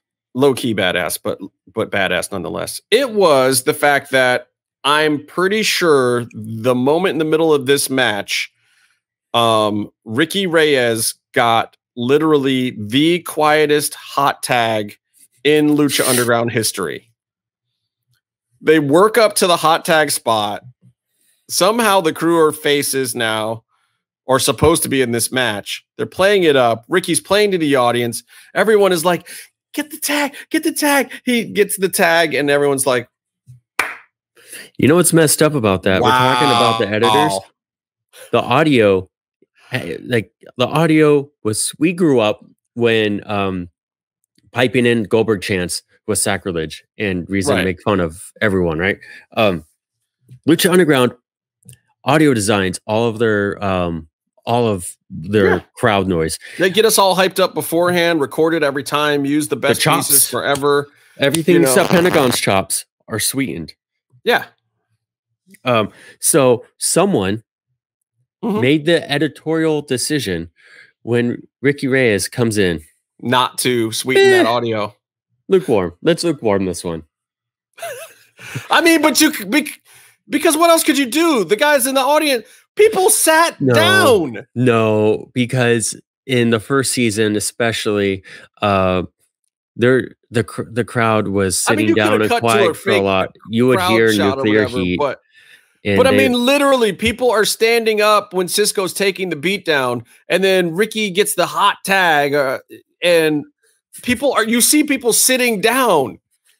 People are going, are we allowed to go for refreshments? Which you were not allowed to do, by the way, in the middle of Lucha Underground. There was no getting up. You get up and get out. You don't come back. Yeah, that's why you brought maybe if you're lucky at intermission, you get to come back. After the show, when you'd fill out into the arena, you would see pee bottles and poop bags in the stands. Unconfirmed. Tasty. This is cool. By the way, this was a man and woman versus 2 men tag match, not even labeled intergender, because Taya was tougher than probably all 3 other competitors. Taya just looks great going with the boys at this point in time. It's almost amazing that, later in her career, she was forced to go back to wrestling women. Like, you didn't even think about it. There was not even a thought that it was like, you were thinking, oh yeah, Taya looks great in that, but you weren't thinking, oh, there's a girl in this match. Like, it wasn't even a consideration at any point in time in Lucha Underground after she came in. It was just like, oh yeah, she's more badass than the Darewolf, so why not? Like, and I have nothing against PJ Black, but it's like he wasn't the most dynamic guy in Lucha Underground. Anyway, he was there. He was having fun, but Cage does a walk in, and I don't even know how the whole thing ended up here, but there was a match that was had. I think Cage had a bit of a face turn where for the second time, Taya got pinned while Cage was staring Mundo down, preventing him from doing the save. The first time Cage was pinning Taya and was looking at Mundo. Mundo didn't get in the ring, so Mundo's playing a huge coward here. Yeah, which I love. I think Mundo and Taya were just at the beginning of falling into their rhythm and each other. Well, and Cage, I mean, part of his face turn was because I think everybody knew about him and Melissa by this point too. So How could you not be high-fiving the dude on the way to the ring? Like, dude, you did. Wow. Okay. He's just, first of all, I mean, if you follow any of them, well, I mean, he's a lovable guy. How could you not root for him? He's the nicest guy in the world. But also, I mean, there's ways you could not root for him, but well, he does talk fondly about his Lucha Underground time, which is great. And now the Azteca stuff is popping up. He's talking about Lucha again, how it was his favorite time. It's also like that's when he met his sweetheart. Expand upon that, but also like that's a great moment. You know, that's a great way to sort of color the Lucha Underground memory of his career. It's like, oh, that's when I met my wife. Some people like that memory. What? Sorry, I'm freezing a lot. My internet connection is garbagey here in this hotel here in Charleston. I'm in Charleston, South Carolina. So you just let me know if I'm glitching out, Byron, and you just take over anytime you need to. Oh, dear Lord, we're in for trouble. All right, vignette number 1. Vignette number 1, Trust Fund Moth. This is where we learn about the riches of the ancient Aztec tribe of the Moth, and this is well done. Like, we've already been selling... They've already sold us kind of the jokey side of Marty, and then this whole, like, yeah, I'm from some Aztec, tribal family, and calling him Marty Martinez and this, that, and the other thing. So it was kind of a joke at first, but now they just kind of turned it deadly serious. Like, he's playing it up. He's playing it a little bit for comedy, but this, I have always loved this vignette. It's the introduction of cheerleader Melissa as Mariposa, or the Mariposa, as they call her in this segment. It looks like Seven or Silence of the Lambs or something. It looks like a Fincher thing that they're doing. We're talking about the quality of doing these vignettes. There was no reason that they had to go that extra mile, but they purposely went like Fincher discovering the glutton body scene in Seven with the whole look and feel of this thing. And Mariposa by far is the deadliest cheerleader to ever wear the mask in this family. And little did we know how perfect this character is going to be. By the way, this was cheerleader Melissa as Mariposa with her original breasts. For anyone who was questioning what happened in season 4 when the same costume barely fit her. She came back slightly different, like to the point where Evie Dub looked at me, then looked at her, then looked back at me. It's like, and then being the Joker that Evie Dub sometimes is, just looks at me, is like, there's something a little different about her, isn't there? Yeah. Oh, they're costume designers. But they got it kind of right with her costume. Anyway, I've always been a big fan of cheerleader Melissa. I like her in this role. And I love the whole Marty reading from the blank book at the end of this. There's so many good touches in this vignette. And honestly, I didn't really care that much about Marty before this. I hate to say it because Marty's a friend of the show, like a real friend of the show. And we should get him on the show.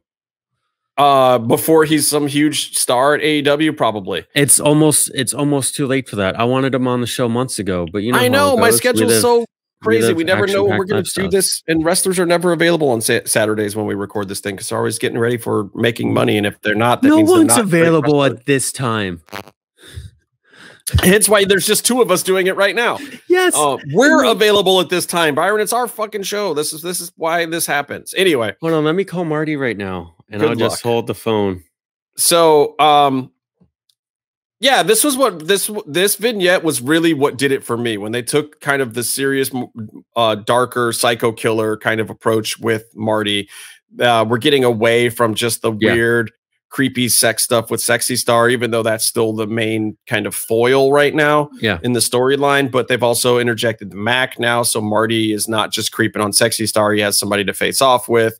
There's a reason for him being maniacal. This is just such great storytelling. It checks all the boxes. One, it establishes that this is a tribe with history. He talked about the Moth tribe, and it was a joke up until this promo. They introduced a character into a tribe. Oh my god, something that they should have done the whole fucking time. And they're legit. They've had wars already with other Aztec tribes. Okay, they have their secret weapon, Mariposa, and this is the deadliest one. It's the mask that gets handed. Blah blah blah blah blah. The mask is such a big deal to Lucha Underground and Lucha Libre. Wow, Lucha Libre making a mask important, especially when we're putting it on somebody who everybody knows their face. But yes, so it establishes, the danger, the history, who they are, their presence, what they've been through, and then it establishes their mission statement. We're coming back to be the dominant tribe. Great. He has motivate. Now they both have motivation in the temple.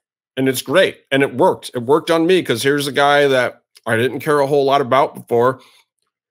And I saw this and I was like, oh, now I want to see this guy wrestle. Now I'm going to pay attention to him. He was a super fan, being, coming in for a joke. And you're like, well, it just in the grand scheme of things, he could win or lose. He can get a laugh, but nothing. What did any of it matter afterwards? It's fun in the moment, and then it doesn't matter afterwards. And now it all matters because legacy, which is why the tribe system was so important to Lucha Underground. Dear Mr. Khan, please watch season 2 of Lucha Underground. Vignette number 2, back-to-back vignettes here. Dario's office is guarded by Black Lotus, but Katrina teleports in like a ghost. Yeah. But I love Dario is so blasé about it now.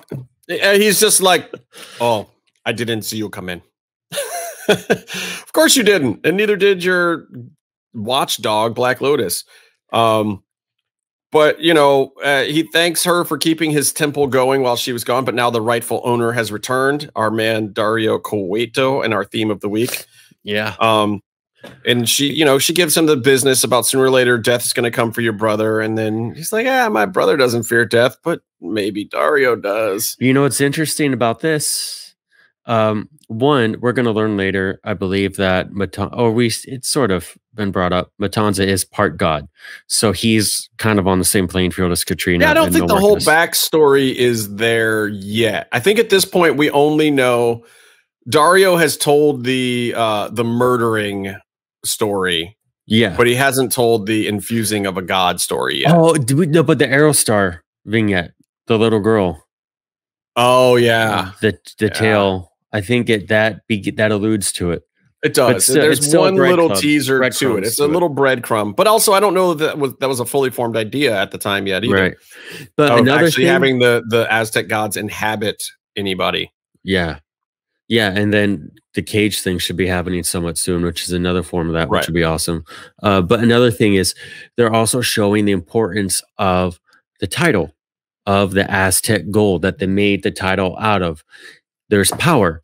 You run the place. Katrina does not step to Dario face to face. He's like, my brother's champ. We run the place. And she doesn't dispute that at all. She just goes, we're going to get the belt and then we'll be in charge because there's power to it.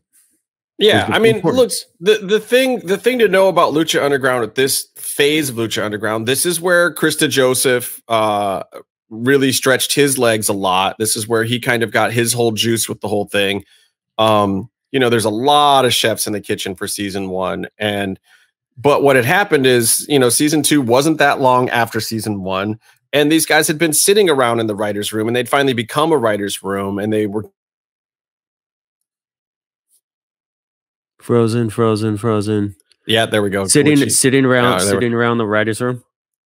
Yeah, and they were getting the approvals now from Evie Dub and Dorian and the other people, and it was working. Conan had already been pushed out, so then that also, I think, gave the writer's room a little more juice. And these guys are creative and they bounce well off each other. And if you don't know DeJoseph and Chris Roach, they are the Chris's are great foils for each other. Like, just look at their political debates. Like, these guys do not necessarily agree, but then the cream rises to the top of those ideas. And you're starting to see now as writers what they can do. And Skip is also trusting their storylines more and adding more ideas to them instead of, just coming up with his own or whatever. Skip's just flying in and doing what they've got on the paper at this point in time. So now you're really kind of seeing Krista Joseph as the real head booker of Lucha Underground as well, where he's really the last guy that touches the storylines. Regardless of what you hear from our other friends, whether it be Conan or Vampiro or even Evie Dub himself. Like, this was the point in time when Krista Joseph was clearly in charge because he had the ideas and the final say on the ideas coming out of the writer's room. Mhm. But this vignette, I think, is pushing the story along the right way. So now we know that Matanza and Mil Muertes is the feud that they're leading to on one side, and that Pentagon is the other part of that equation, and that he's the longer buildup. And I think Katrina had a cool reverb in her voice, right? Yeah, she was good in this scene, and the post on this scene was great. Yeah. So then we go into our match of the disciples. Not yet. What? Then we go to a shot of a band playing and the Lucha Gringo, Professor Casey, dancing to the music. Dancing to the other El Jefe, Robert He's doing Rodriguez. the trout dance where you just kind of... He did the tall white guy at a R&B show dance. It was amazing. Return of the Mac. Oh, it's so great. Anytime the Return of the Mac stuff happened and Justin just watching it. It just made my crotch itch even thinking about it. How many people filled that arena? 300 to 500 at any given? You'd have like at least 200 different claps, beats. It's so simple. Return of the Mac. Return of the Mac. Like, have some rhythm, people. And my Latino brothers and sisters, what is going on? Like, y'all, all that, like, come on. Y'all got, I've heard Selena records. Y'all got rhythm. You don't got to bring Selena up, dude. I mean, you're asking for it. I'm sorry. It would make me so angry. Anyway, I'm moving on. Disciples of Death versus the Unlikely Trio of Ivelisse, Son of Havoc, and Angelico. This is an elimination style trios match. I will say that Evie hit a very impressive Northern Light suplex. And it was nice to see. This was one of my favorite Evies. Like, she was healthy for 5.5 seconds. She was like jiving with the locker room. Nothing bad was happening. They were, on this nice little run. And Angelico, her elimination spot was pretty creative too, where she went to the 619 setup where Katrina ringside would hit her with the rock and then she'd get the pinfall. That's how it typically is done. I don't know who came up with this, but Katrina went for the rock hit and Ivelisse blocked that. But in blocking that, she got exposed to someone else coming in and kicking her in the head for the 3 count. And I thought, oh, that's okay. It's the spot that goes there, but it's a very creative way to go about it. That is, it was good. Like this match was not bad for an elimination style trios match. And Angelico, I love the springboard knee thing that he did. Like, I hadn't seen him do that move before, but it's kind of over the rope, bounces off the second rope, and then up with the flying knee off the second rope. And the dude is tall too, especially compared to most luchadors. I thought that was pretty impressive, though he did get eliminated with a nasty face plant that I think came from Barrio Negro. That was one of the, oh God, that was... Like, anytime the Unlikely Trio was in the ring, it was like, oh, okay, which one's getting hurt today? Is it Evie? Is it Angelico? Can it finally be Son of Havoc? That looked like it was supposed to be like a reverse Meteora, where you get on the person's shoulders and go down and they face plant. But they got on the back and he just went head first, like he spiked his own pile driver. I think I don't know if it did not look like there was any miscommunication or whatever. It looked like he screwed himself on the bump. Honestly, I don't know. It was a weird spot, but I mean, he's still pretty. Don't worry, he's still a pretty man. Oh, maybe he just thought, okay, it's elimination. Only one person, the last person eliminated in the match, is going to go out to a legit finish. Everyone else is getting secondaries or roll-ups. So I don't want to go out to a weak looking move.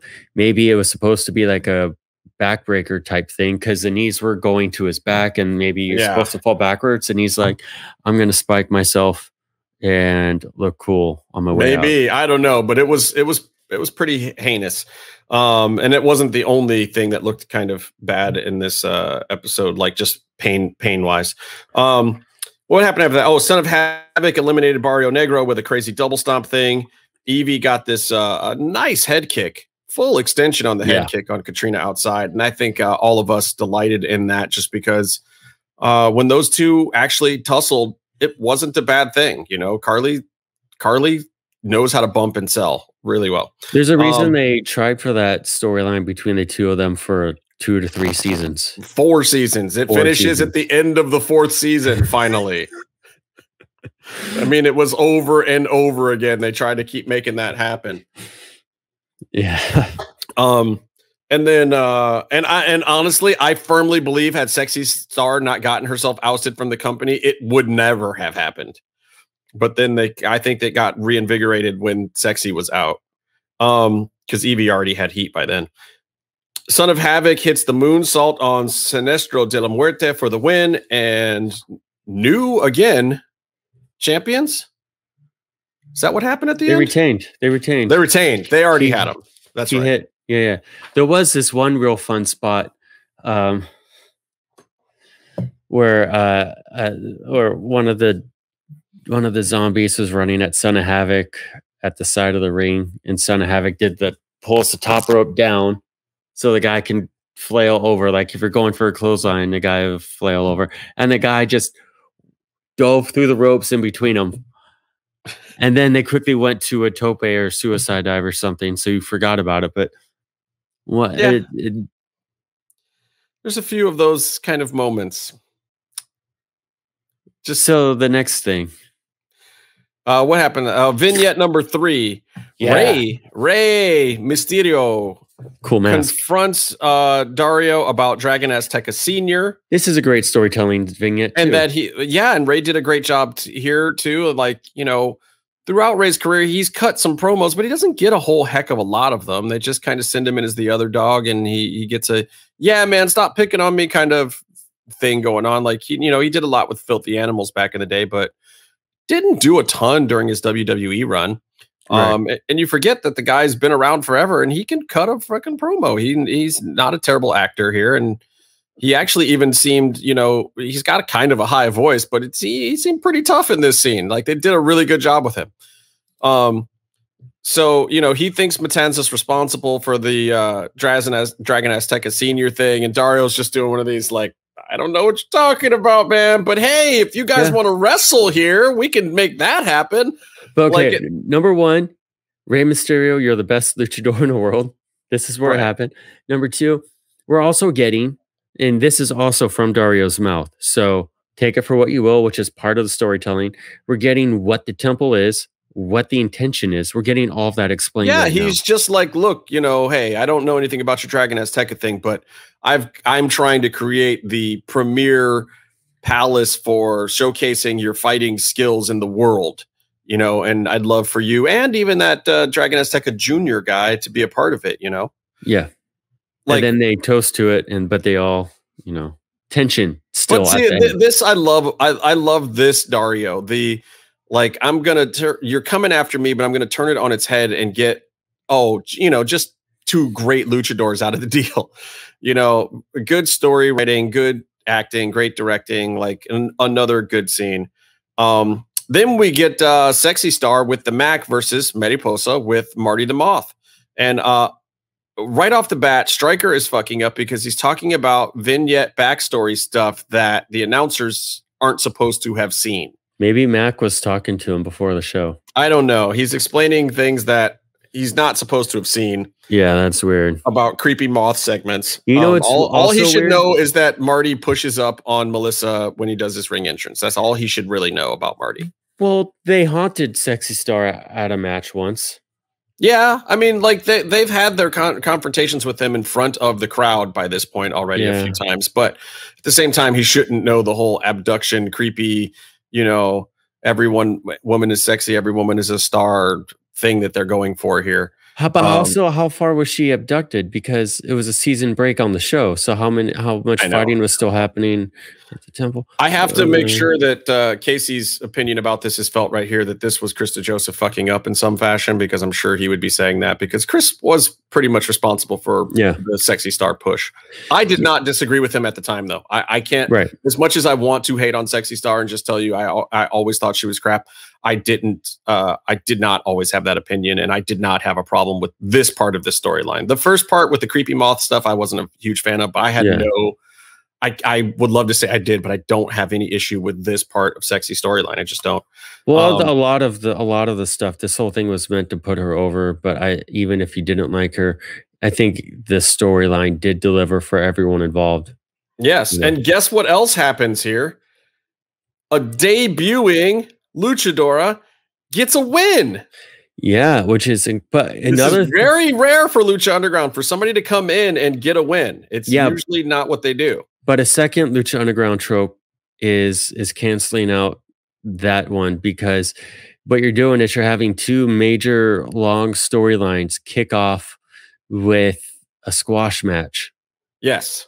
Twice, back to back. Yes. So they're doing two big things in the same show again, the same way. Yeah, it was very interesting. But I did I did like this, and Melissa, God bless her, she works so fucking stiff. I'm sorry, crisp. She's good. We were super excited to see her. Just power. It is not pretty. This match is not pretty. I'm not telling you to watch this because it's some technique fest or something. No. Melissa just goes in there.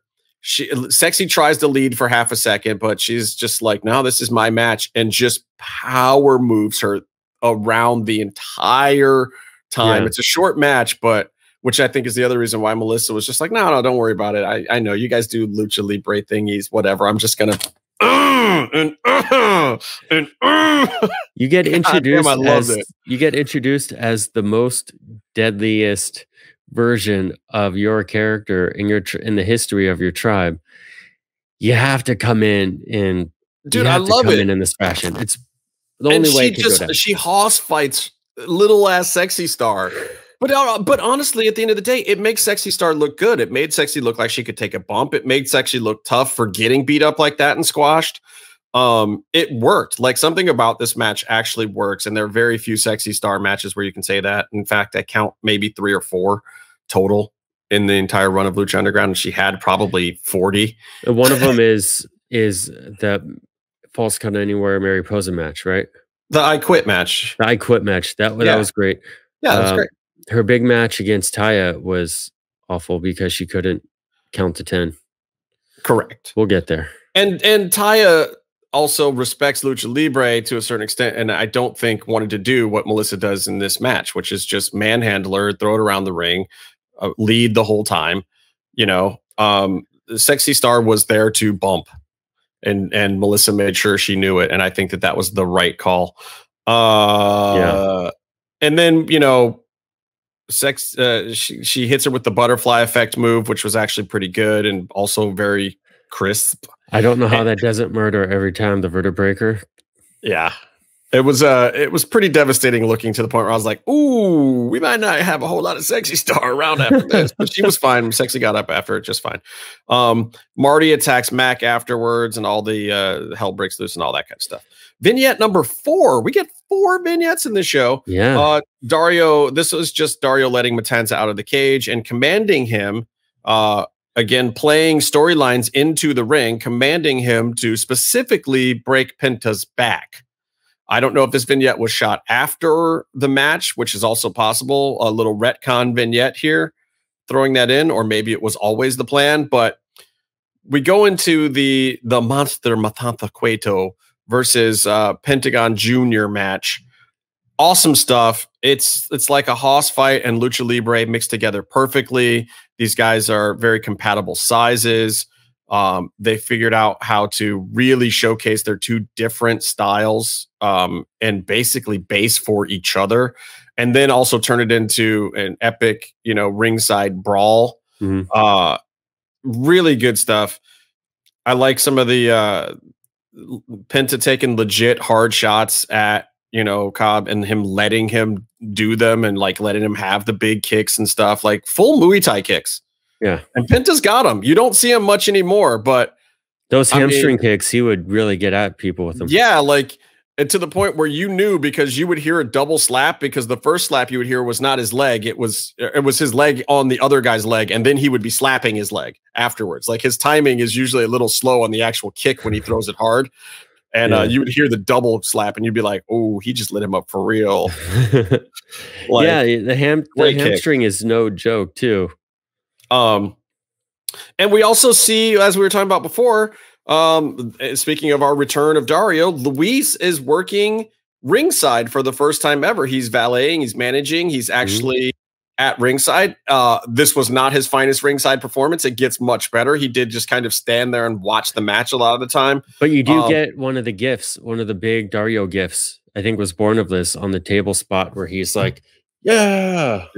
You get him throwing up his arm. But it's also like, you know, for an actor who's probably used to a lot more direction of something, it's like, yeah, go out there and react to the match. Like, I don't know what you tell somebody the first time they're managing a wrestling match who's not really in the wrestling world. Like, yeah, he's been around Lucha Underground forever, but, you know, to my knowledge, Luis wasn't sitting at Gorilla watching the matches or anything. A lot of times he would literally go in the office and use that as his green room and just kind of hang out until he had to come out between matches. There's also plenty of times when he wasn't there at all on taping days, especially in the first season. So I just found it interesting to see him kind of move into this role. And I wonder if they had a conversation with him about, you know, that his role was going to expand into actually being a ringside participant, because you know what that leads to. I mean, if you're a heel manager, well, yeah, but if you're a heel manager, eventually you're going to bump. You mean at the beginning of the show? Yeah, when I mean, Pentagon threw him down. Yeah, but I mean, but it's also, you know, it's leading to bigger bumps too. Like anytime you're taking on that heel manager role, like, you know, ask my buddy Anthony. He's, you know, he's been in wrestling for 20 some odd years now, and he does heel manager characters and gimmicks all the time. And eventually it leads to everyone's got to be happy when he takes a big stupid bump. You know, somebody choke slams him off the second rope or something stupid, and he's, you know, and when you're the heel manager and you take the bump, the sell is you can't look like you know how to take a great bump. That's the sell. The sell is you have to flail, you know. You have to take it wrong. You have to take it wrong, except tuck your chin. That's kind of the heel manager rule. You get to tuck your chin, and everything else you're supposed to do wrong and look like you got creamed, and then you're supposed to overreact to the bump. That's the heel manager way. You know, even Heenan did it a rare few times in his career. Like every heel manager bumps at some point in time. So I just find it very interesting that here you're taking a noted actual SAG actor and you're putting him out there as a heel manager. It's like, okay, we're opening up a whole new world here for Mr. Luis. So, and now that they got him over there at MLW, I wonder if there's another bump in his future. Though I do believe they can play the whole storyline. Look, realistically, how many times do they need to bring him ringside or actually even out in front of an audience? 3, 4 in like a season of MLW or Azteca Underground? Here's something else that we didn't bring up before. This is very important. Very important. Suppose it's a different show and he's going and he follows through with, he's going to make a temple in Philly. And that's going to be the new Azteca Underground temple. Let's just suppose all of that, right? Because he's going there. Maybe he's just announcing it at that show. He's going to do it wherever if he's going to do it.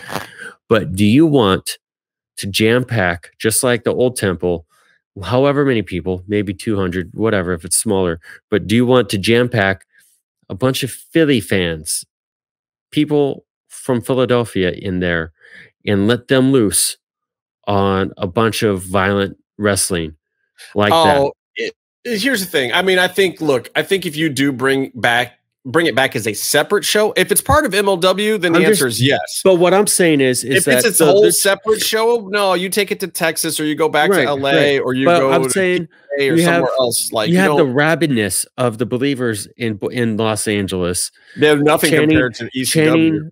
Chanting bodily fluids, right? Right. But Philadelphia, but in ECW, you have somebody fill up a cup with bodily fluids. That's what I'm saying. Philadelphia notoriously has the worst, most unstable, most dangerous sports fans in any sports league.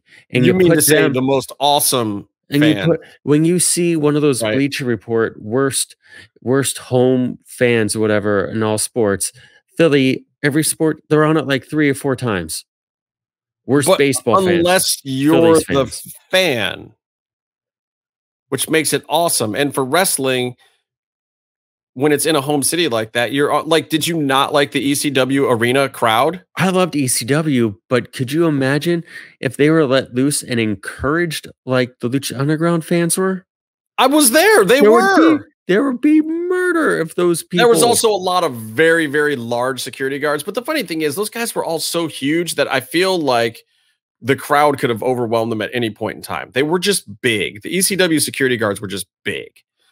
You know, the wrestlers were scarier than the security guards, but they had all these guys in like turtlenecks and stuff, and they would just walk around and hover. And, you know, they kept the crowd in line when they got too obnoxious, but the crowd was still kind of encouraged to be obnoxious. I mean, dude, anytime Bubba Ray came out, Jesus Christ, the whole goal was for him to come as close to inciting a real, honest to God riot as humanly possible. Yeah.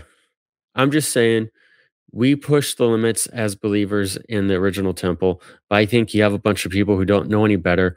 There might be legitimate murders in the stands if they were to put the temple in a wonderful city as Philly with the wonderful people as Philadelphians. I don't know, because I think the whole nature of the kayfabe behind Lucha Underground would actually keep that crowd more docile. The thing about ECW that made that crowd so rabid, and I don't think you could duplicate it, was that the violence was different. Like the violence with Lucha Underground is implied, and it's a wink and a nod, even in the stories and even in the way it's talked about. People weren't bleeding every episode. There weren't chair shots all the time. Like ECW, there was a minimum of 10 chair shots per taping. Yeah. And that doesn't even include the other plunder. And it doesn't include if New Jack was on the bill.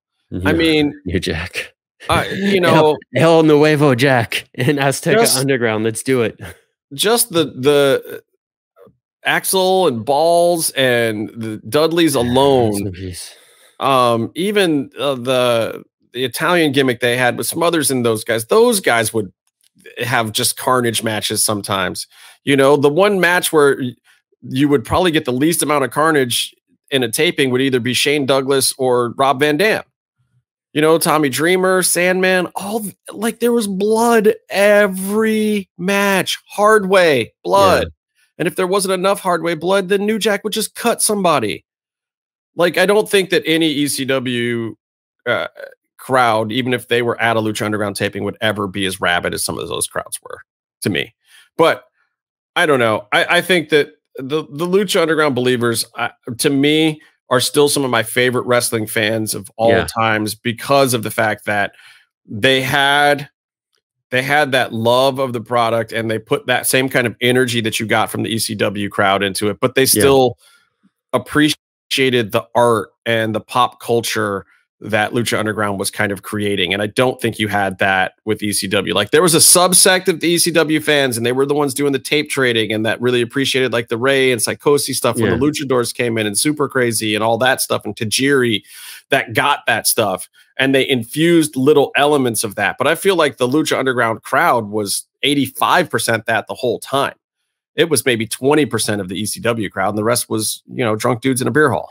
Yeah, I think we agree that there was something to being in an amped up Lucha Underground crowd in the temple with all the believers that has never been duplicated. But I also think that we agree that Philadelphia fans are horrible people and should be in jail. Oh, they're not. The MLW show itself that's going to be on Vice, they should do that and push everything further than ECW did.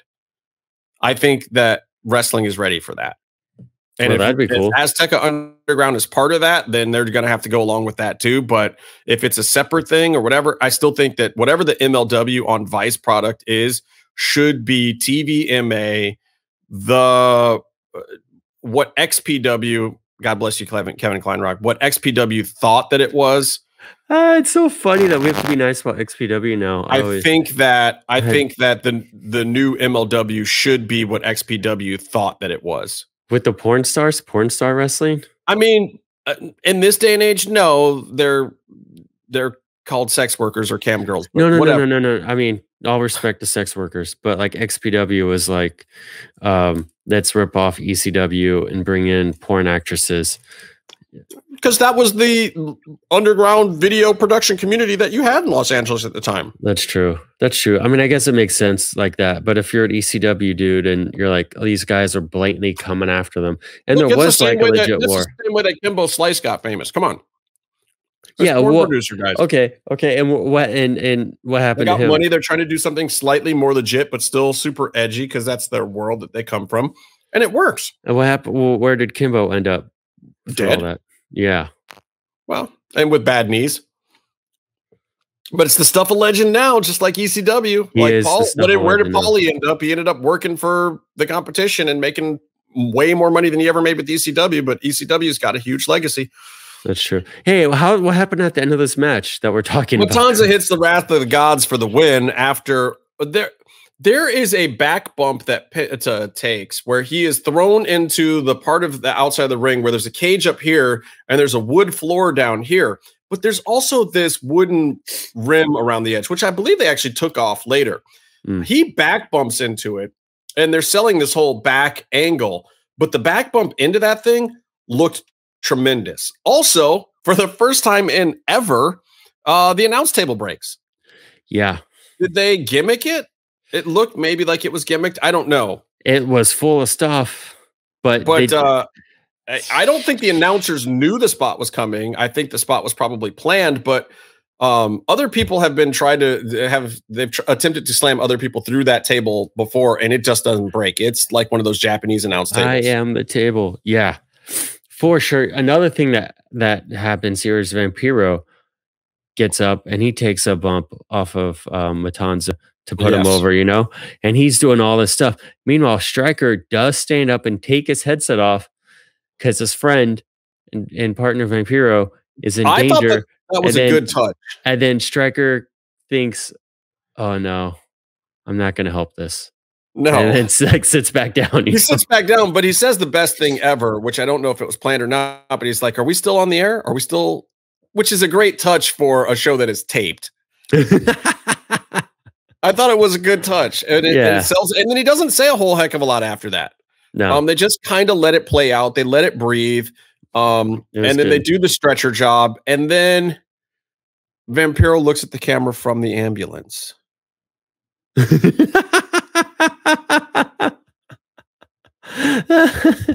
I get what they were trying to do, and I don't believe that was a vamp thing as much as it looks like a vamping thing.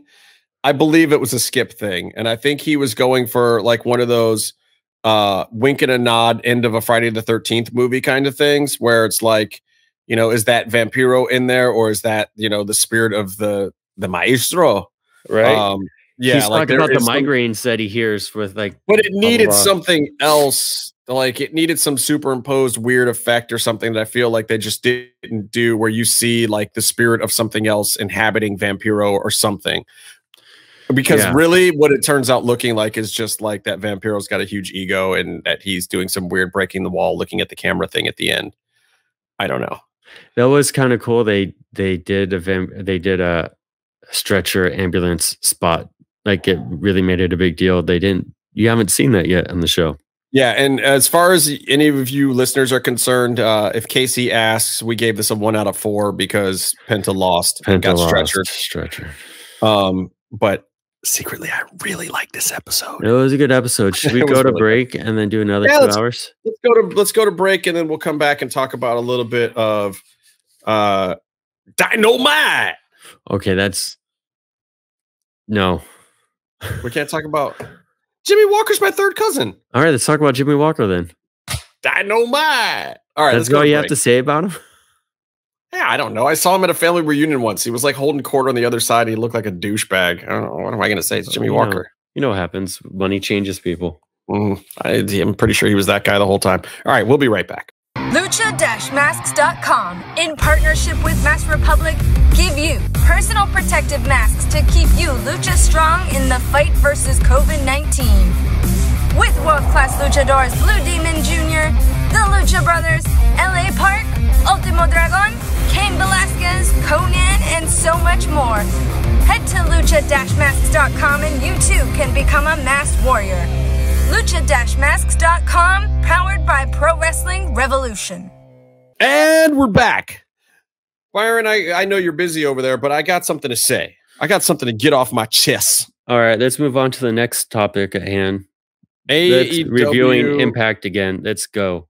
No, AEW Blood and Dynamite. Blood and Here's my thing. You're going to tout throughout the show your live audience. You're making your live audience like they're a character at your show. You're doing what? All that audience that you're referencing so highly and gloriously is watching all of the wrestling on a Titantron. What the F? That is, I mean, they could have handled that better, but also I watched it on TV, so not my problem. But also they just looked at it like they're building that. You couldn't build that whole cage. So you'd have to have the whole show with the cage or only the wrestling with the cage and everything else another time. If that makes sense. Because they couldn't do the scaffolding above to raise and lower it, is what you're saying. Yeah. Right. You couldn't do it live. You couldn't do non-cage matches and cage matches live. So what a nightmare. I don't know. I think all right. Great. I think you were That's going my to review of Blood and Guts. I mean, I think it was really cool. I think you're getting a big time pay-per-view match on a regular Wednesday night show, and you're going to a regular Wednesday night taping, and you're paying that ticket, and you're getting that big match for it. So there's a little bit of give and take, and whatever. Just understand that it's a special occasion. Hopefully, it's not, or it's logistically done a little bit better the next time. Maybe, but it's also, I don't know, live fans were offered refunds because they weren't told beforehand they were only going to see one match live. Also, I don't know, maybe you want to just do some dark matches in front of them, maybe, but also then you're ruining the gimmick if you show people wrestling in a cage before the big cage match. Right. I don't know. Whatever. I watched on TV, so that wasn't my problem. Well, I mean, I don't know that there was a lot of issues with this, but I had a few. I watched with Urban of the Last Row Heels. We both had a good time. His dog, Philip, aggressively. Oh, were you hanging out with Urban? I didn't get to catch up with him when I was in Tennessee. The weather was too horrible the days that we were both available to try to hook up when I was out there. Yeah, I hung. Yeah, it was real bad, but it was Cinco de Mayo, so we went to his favorite Mexican food spot and ate too much food. Cinco de Drinko. Yeah. Anyway, so Jon Moxley and Eddie Kingston defeat Kenny Omega and Nakazawa. Yeah, I get it. It was smart. It was a good way to play it. Like, you want Kenny out there. You want to keep the thing going. Here's what I like. I like Moxley and Eddie as a tag team. But they got to get him out of the sphere of Kenny Omega. Like, I don't personally feel the need for Jon Moxley to be a foil for Kenny Omega while he's on this current quest for gold, to use a Matt Hardy term. They should be going over. Whoever wrote that. They should definitely be going over a lot. Yeah, and I get it that you're stalling, because right now I think the storyline's going to play out first over at Impact, then come back to AEW. But and I get Moxley and Kingston going over here, but I just let's have that be it for now. Can we just let Moxley out of the Omega thing for a while? I liked how Omega didn't show up at first, and you're like, oh, it's going to be them beating up Nakazawa. But the guys on commentary ruined that for me. I don't know if you're listening to the commentary or not, but the whole time they're like, no, we've seen Kenny Omega. He's here, and blah, blah, blah. Like, what? Mm-hmm. Why are you doing that on commentary? What purpose does that serve? The only thing that can serve you in that moment is getting the commentators over. Mm-hmm. And what the fuck do they need to get over for? JR is going to make that one final run in the ring, make up for all of the jobbing. Well, Tony, I think that we've seen Kenny Omega in the back. He's here. Oh, Oklahoma God. For TNT champ. Go buy some barbecue. Could you imagine? Could you imagine? They don't play the Boomer Sooner theme for him when he comes out at AEW, do they? I don't know. I hope not. I don't know, but I think it would be amazing if he had a retirement show and they brought back the character Oklahoma, and then he just got to kick him right in the junk on TV. Hey, Byron, if that first match wasn't pointless enough for you, let's take 3 or 4 weeks of TV with a feud with QT Marshall and Cody and have Cody go over when QT's out there with all of his boys and Arn gets banned from ringside. The fuck? So the fuck? What the fuck is that? I was watching for one match. It's a Wednesday night. I'm watching for one match. I know, but that's but look. But here's the other what thing. You put in front of the one match matters, man. But this made sense, right? It made sense to me because QT Marshall does not ever need I'm not even making fun of him. He does not need to go over in this match. He goes over by being slightly competitive with Cody Rhodes, but who does go over is Ogogo, who gets that liver shot on Cody and puts him on a shelf again afterwards. That's what you need. That's who is getting put over in this storyline. No, I get that he's getting the heat, and that works. That is the one part of it that works. But at the same time, you're building the QT thing up. I would have put the loss on Cody here with the help from Ogogo. But Cody's the boss in real life. And I love the guy. And the guy's done me a personal solid in the past. And I don't want to shit on it, but he shouldn't be going over here. You know? Also in the records matter thing, it's the records matter for you and the Young Bucks and Kenny and maybe Adam Page. And everybody else's record gets whatever. I do like how they reset the records based on the seasons that they kind of loosely have, but every year. Whatever. I whatever. If you want to be the Varsity Blondes and be in a title match, you have to win on Dark for a month. And then you have the next one they got 100% right. Britt Baker squash match. Great. She doesn't even lock up with the jobbers. I love that the most. This is amazing. Everything about this, you're trying to present her as a top guy and not a jobber herself, which isn't in her very distant past. Yeah. More of this, and they're putting her. Tony has to listen to the show. He has to. I mean, they are doing exactly what I kind of said that they should do with the Thunder Rosa Britt Baker thing from the start. Have Thunder Rosa and Britt be your on and off feud of the year. Build Britt up enough so that she's got the credibility. Let Thunder Rosa put her over and have at least 1 or 2 epic matches. Guess what? They had one giant epic match. And then is the time to push Britt to the title. Let her take the title. Let her do the heel run as the queen. And then at the end of the year, into the summer, you bring Thunder Rosa back and you reignite the feud. And honestly, at that point in time, it's not even going to matter which one of them goes over. They're going to be your 2 top female performers. You're going to have made 2 stars.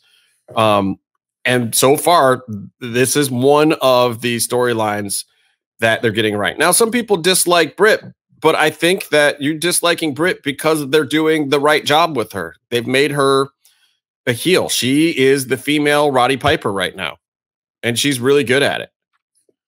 And if you're hating on it, then you might not be the wrestling fan that you think you are. Yeah. It's good stuff. Anyway, they got that one right. SCU defeats Acclaimed, Jurassic Express, and Varsity Blondes. I think they got this one mostly right.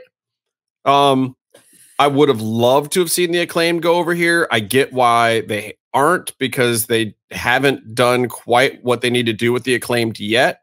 I think that check is in the mail, but also with the storyline that you're given, Kazarian and Daniels, whatever, I think that this is the way to do it, especially now that Scorpio's broken off on his thing, which is also great. I like his heel gimmick. I was looking at Scorpio and Ego going, they just took 2 tag guys who wanted to make a big leap from their tag team career. Yeah. To do well. Now they're in another tag team.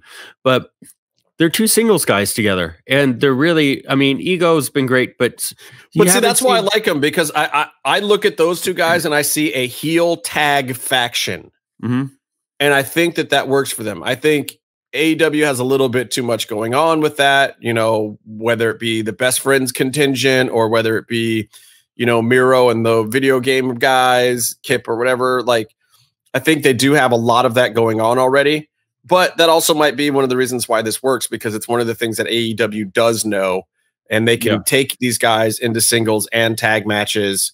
It's one of the problems that they have with FTR and Young Bucks and whatnot, that some of those tag teams don't have individual identities at all. So it makes setting up and leading up to the bigger matches harder for them. Anyway, I would have liked to have seen it be the Acclaimed. I think the Acclaimed needs a big push sometime soon before it fades. Like, Max's rap was also really great. It always is. Aren't they always? Like, the dude's just money right now. He's a big dude. And speaking of which, other dude, you know, he reminds me a little bit of Slice Boogie. Slice Boogie's in NWA now doing a bunch of stuff. I'm really happy for him, and I've always liked that guy. I got to start watching some more NWA now that I have the fight thing going on. I just haven't had time. So, you know, SCU defeated these guys, but I'll tell you what my biggest qualm with this whole match was. I thought that the Seidel brothers should have been in there instead of the Varsity Blondes. I think they've been doing a great job recently. They're exciting and fun to watch. You don't want them to win because you don't care about them that much, but they are better foils for the other top tag teams right now than the Varsity Blondes are. I find the Varsity Blondes to be fading quite a bit. I mean, those Varsity Blondes, I think, are still up and coming dark wrestlers, you know? I think it's great that they got the identity and they're getting a taste of having personalities on Dynamite. They're not Dynamite wrestlers yet, and I don't think it's fair to expect them to be. But I think the Seidel brothers are. I think, I honestly, right now, I want to see Seidel brothers versus the FTR. Yeah, no, those guys have come in and they've been worthy of the main event on Dynamite. Yeah. Like, they've proven it in matches. I think I would love to see like the Seidel brothers versus FTR in NXT. Yeah, is what I really am saying is that would be great. I don't know that AEW could pull that feud off the right way and stretch it out long enough and find enough interesting things to do in between to make it work and get it to a pay-per-view. But I think they deserve it. Varsity Blondes were there, and I think it makes sense. I'm not saying this as a cheap shot, but in my belief, they were in that match. And they could hold their own. It's not they were only in a match because of this, but the Pillman documentary was airing that night. And so Brian Pillman Jr. was there in his dad's tribute tights. I think that too. That's a feel-good moment. And anytime you could get a feel-good, any kind of feel-good moment in wrestling, especially for a guy like Brian Pillman Jr., with that. Like, sure, they weren't going to win the match. Yeah, so we knew that. I mean, like, and I'm not saying the Seidel brothers should have won the match either if they had been in it. Like, look, I think the two choices were Acclaimed or SCU, and SCU got it. Okay, so let's talk about, now we've got our live audience. We're going to do a thing. We know that Pentagon's not going to be doing anything great on this episode. What's that? Was this a full crowd? 1,500 in daily. They so know I think they're full. They're doing full, I think, for Double or Nothing. Yeah, I mean, I think they can now. Dude, I was just in Florida. They're doing concerts. No, I'm in Tennessee right now. There's no rules here. People don't wear masks. Dude, South Carolina's already like, you know, people aren't really, it's not really a thing, but man, Florida was like they're looking at you like, dog, it never was a thing. Yeah, I mean, you're still getting like 500 people dying of COVID a day there, but whatever. I guess it doesn't matter. My job right now is starting to test me again, even though I'm vaxxed, because of the spread of variants now. So it's like back to square one. Anyway, that's neither here nor there. That's the new show, MMMshow, the premiere. Yeah, so now you have the headline match in front of the whole crowd, and there was a match. That was it. It was messed up. Dynamite gets a 0 out of 10 for no Penta matches, let alone no Penta wins. Oh, that's what I was actually saying when you cut me off. Is like, yeah, like we don't. They're not even on the card. They're not even on the show. Anyway, that's the whole thing. Because someone's in Tony's ear going, the Lucha Brothers are going to be too over on Cinco de Mayo, and they're going to overshadow me blading in the main event. Yeah, is it wrong to say that I think that Indy Hartwell was in the better version of this match this week? The blood and guts? I mean, their NXT street fight, whatever thing. Anyway, the girls tag match and whatever. All right, I'm going to talk about blood and guts. I haven't seen that match I'm going to talk about blood and guts. Okay, so look. The American Dream, Dusty Rhodes, once upon a time, a long time ago. One of the things I like about the whole blood and guts thing is the backstory. If you don't know it, with Vince saying, we're not going back to blood and guts or whatever he said in that conference call. So this is a play on that. And Cody trying to steal back a little bit of his dad's legacy that, sadly belongs in WWE at this point because WWE owns the rights to all that footage. They own that concept. I get it. It was Dusty's thing. I don't begrudge him having his own version of it. Yeah. However, he bought War Games, so MLW owned War Games. Somebody else did, and then now it's back to Vince. MLW was literally running War Games for a minute. The shows were called that. I don't know that anybody owned it at that point in time is what it was. I don't think the trademark was officially filed or whatever. So anyway, they're calling it blood and guts. It is a War Games match. Dusty and the old timers who mostly work in AEW now were all the ones there at the original one or part of the booking team and whatnot. So I get it. They're like, damn it, we want our thing back. And the last AEW War Games or NXT War Games was not bad, but wasn't epic either. And I will say this. I think that the talent in this match did exactly what they were supposed to do.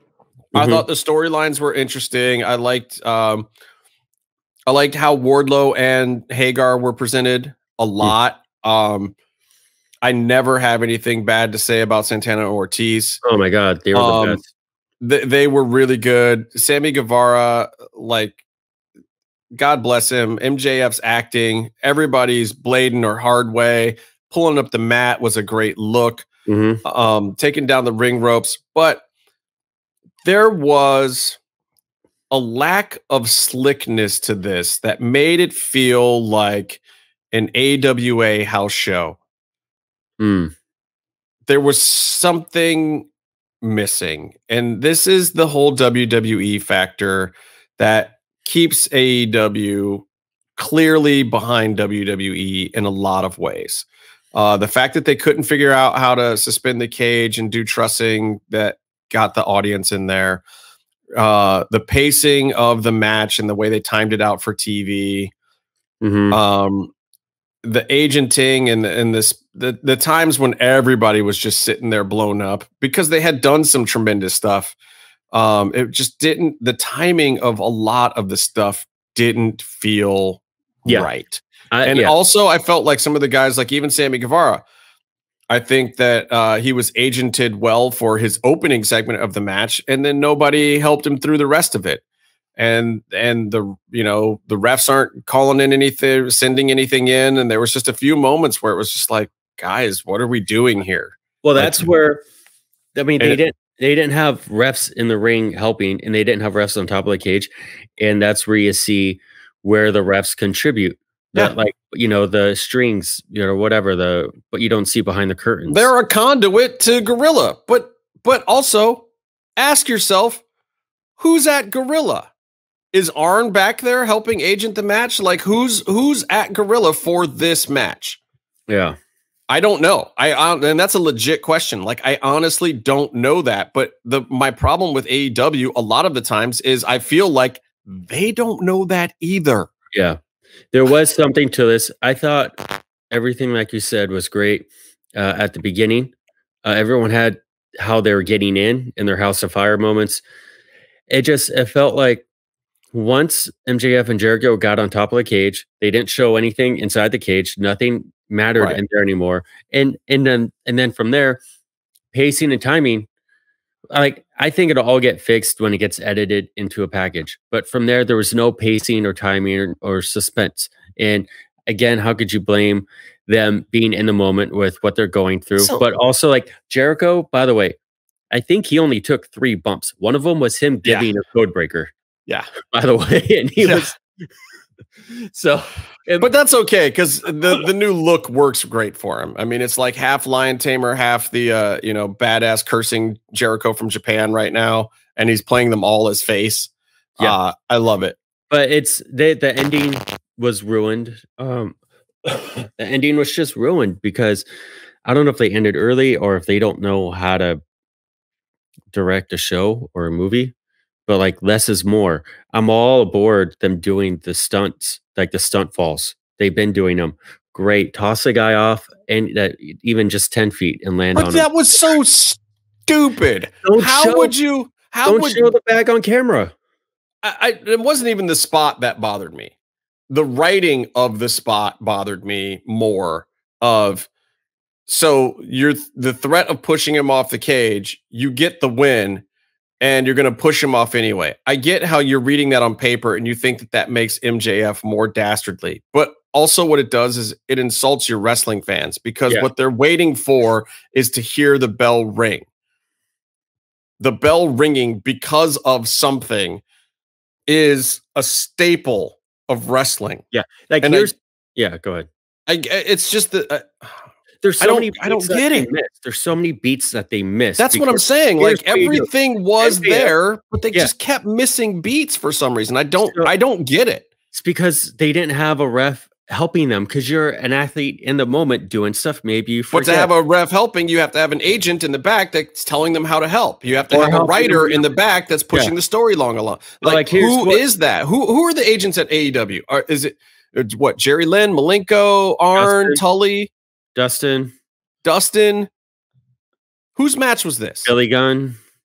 I don't know. I don't know. I mean, it's the main event, and these guys kind of Jericho maybe, but like MJF needed to not do a submission finish, but like he needed to do something like a pile driver. He needed a move that would get a 3 count on top of the cage. Then he have that moment where visually you go, oh, MJF is in control and he won. But he's a bad guy, so he doesn't want that. He picks Jericho up and he goes, I'm not going to beat him. I'm going to kill him, like he keeps saying. Then he teases. He goes, hey, guys, I'm going to throw your dude face first onto the ground. You establish that. Then, because to me, it just felt like he brought him over and the guy said, we quit without any suspense. Then he shows that, and then they make the decision. You have to see them acknowledge it. And then make the decision, this isn't worth it. We care for our guy because we're faces now. Then they quit. Then MJF lets him down and Jericho can like crumble to the mat or to the ground again.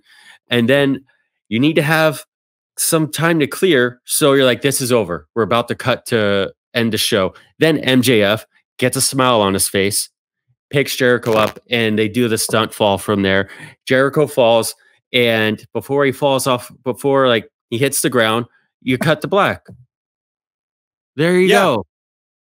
Yeah. I mean, yes, to me, I look at it and the easiest fix for the whole thing and leaving the story exactly the same is either exactly what you said, where you have more of a hesitation and you play it off. And maybe they're even doing a handshake thing at the end where Jericho's like, all right, you freaking got me. You were willing to sink lower than I was. So you got it, blah, blah, blah. And then he pushes him off. That would be great.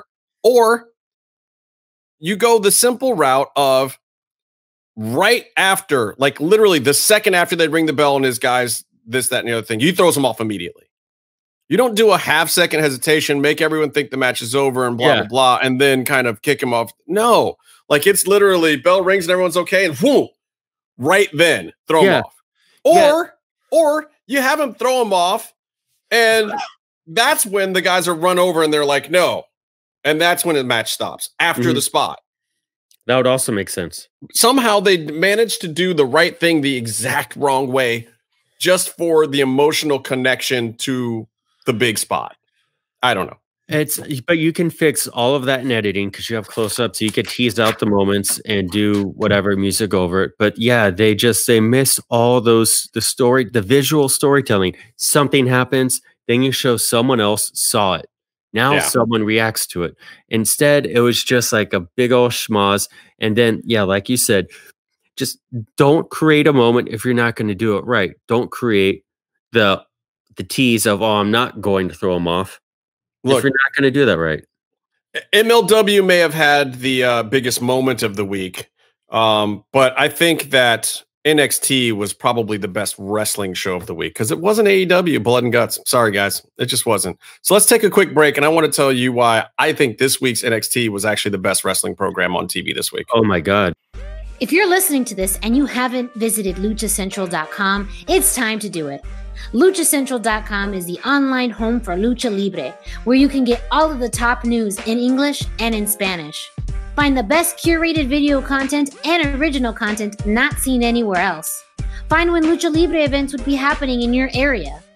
Find photo galleries from top photographers covering Lucha Libre around the world. From weekly polls to annual awards. Seen and read by top executives in all of the major Lucha Libre promotions across the globe. And on top of that, it's free. LuchaCentral.com, your centralized place for all things Lucha Libre. This is how he feels inside when he does this show. Anyway, and we're back. Did I already do that? Hey, how about when they did the helicopter shot of DTLA and wrote Boyle Heights? That was great. That was I actually cool. liked that. I thought that was actually a good thing. That got me pumped. Yeah. I was just like, dude, that was the moment where I was like, guess what, man? They're just going for it. They're going for it. Better or worse, like, dude, they just, and honestly, I thought it was funny that they were making fun of the Burnett part of Lucha Underground first, because that's a Burnett thing. You see those shots of The Apprentice, you see those shots and all, that's a Burnett thing. But also MLW does that for their shows. Yeah. They do a similar version for their shows. It's a Burnett thing.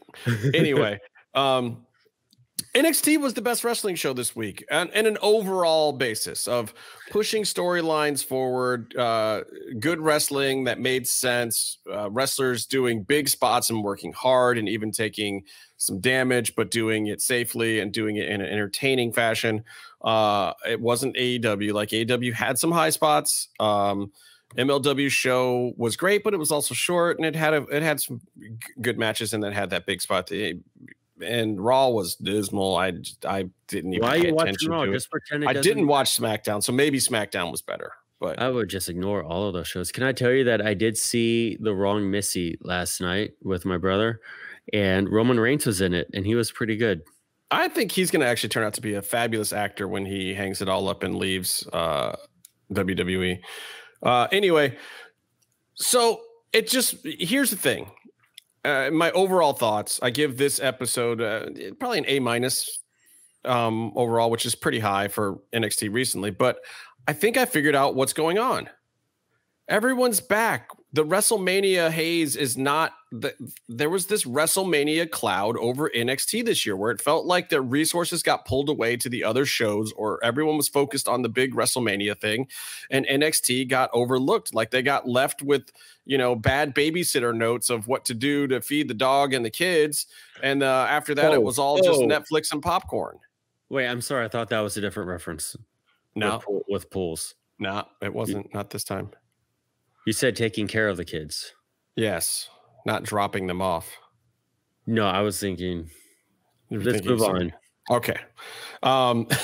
Anyway, so I feel like those guys who were doing great stuff with NXT last year, they're all back and focused on NXT again. And like, oh my God, it wasn't that difficult.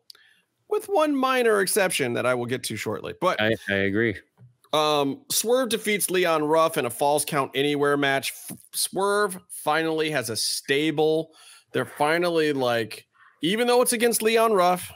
Yeah, but that was a great match, and he was a great opponent for him. These guys brought it. They made great opponents for each other. And they off the bell. Oh, it was amazing. Like this was a fun match. It was a great way to kick off the show. It actually paid respect to both of those guys because, the Leon Ruff character shouldn't have been able to stand with Swerve for as long as he has. He's gotten a couple wins over him. He's had some moments, and this was a highly competitive match. And Swerve had to have his homies to win. But also, Swerve finally actually has homies. Like, he's got enough respect to get a stable. How many times do you see a vignette of Swerve talking about how cool he is in his recording studio, but like none of those people in the studio liked him enough to hang out with him at his day job? And now it finally matters. And some of their walking around the halls vignettes have actually been good and whatnot. Like, Swerve is a great talent. He's a great talent. I get that WWE doesn't know what to do with him, but the guy has shown throughout his career he's willing to do the work. He may not be the guy that knows what the work is, but if you tell him to go to work, he's gonna go to work. So, like, you're paying all these writers all this goddamn money. Find something for Swerve. I think this is the start of it. I don't know what feud he goes into next after this. I think they have to walk away from the Leon Ruff thing now. Maybe they get another one or two small little things out of it, but I think they need to move on from it now. And if they're, I feel like Dexter's already in his program, or else Dexter Lumis, I think, would actually be a good kind of feud for Swerve. But we'll see where they go with this whole thing. Anyway, Grimes squashes the jobber, but that's not the important part. The important part, and we haven't talked about, and I really want to talk about when Casey's back, is the re-emergence of the $1 Million Man in these Cameron Grimes vignettes. And I want Casey's thoughts on. We'll have to ask him next week. Is it awesome or is it Will's knack? I gotta say that I loved it. They're all great. Cameron Grimes, he's a 10 out of 10 every single time. I'm a fan. I don't know if he's a 10 out of 10 for me, but I like where they're going. He's over the top. For what they're having him do, he's filling that role, I think. He's NXT's Elias right now. It's fine. I think he's way more than that. But I just mean value-wise. Oh. For the program. I don't know what that means then, but they can count on him for those comedic moments in an otherwise serious show, but he can also still go out and wrestle and bump hard if you need him to. And he does great. Yeah. But he could do a great match. He makes sure. Also, he's the guy that if you're bringing in an outside guest or an outside talent, like a Ted DiBiase, you can put him in a Cameron Grimes thing and it'll make perfect sense every time. Like he's got the Elias spot. But he's also worked programs to get the other guy not so much over, but to help them flesh their deal out with, like, correct. That dude, Bad Bunny's tag partner.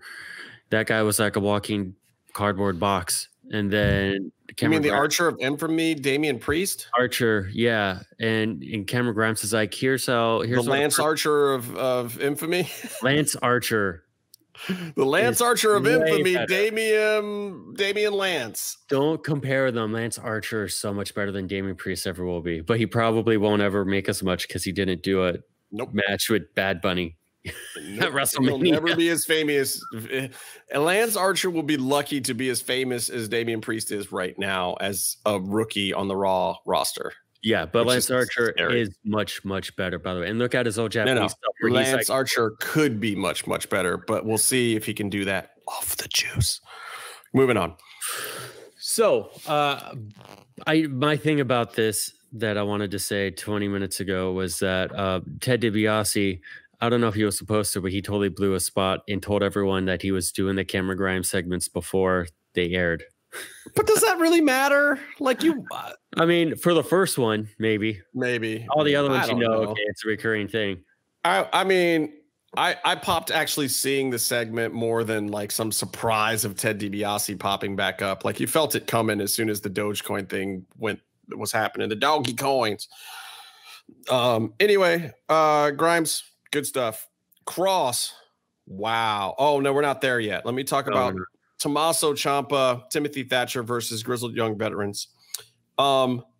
This is good, gritty stuff that's building both teams. And I don't really care that much for the Grizzled Young Veterans. I wanted to see Ciampa and Thatcher get the rub, but ultimately they probably won't be anytime soon. Like in this feud, I imagine that Grizzled Young Veterans is the team that they're going to push. I don't think that they see a huge future or upside bigger than exactly what Thatcher and Ciampa are doing right now. I think that is their upside. I think Ciampa's probably gotten to the peaks that he's going to get to when he had his feud with Gargano and they got to do it out on some of the big stages and some of the big shows. NXT was very big time and very much being treated like one of the WWE family at that point in time.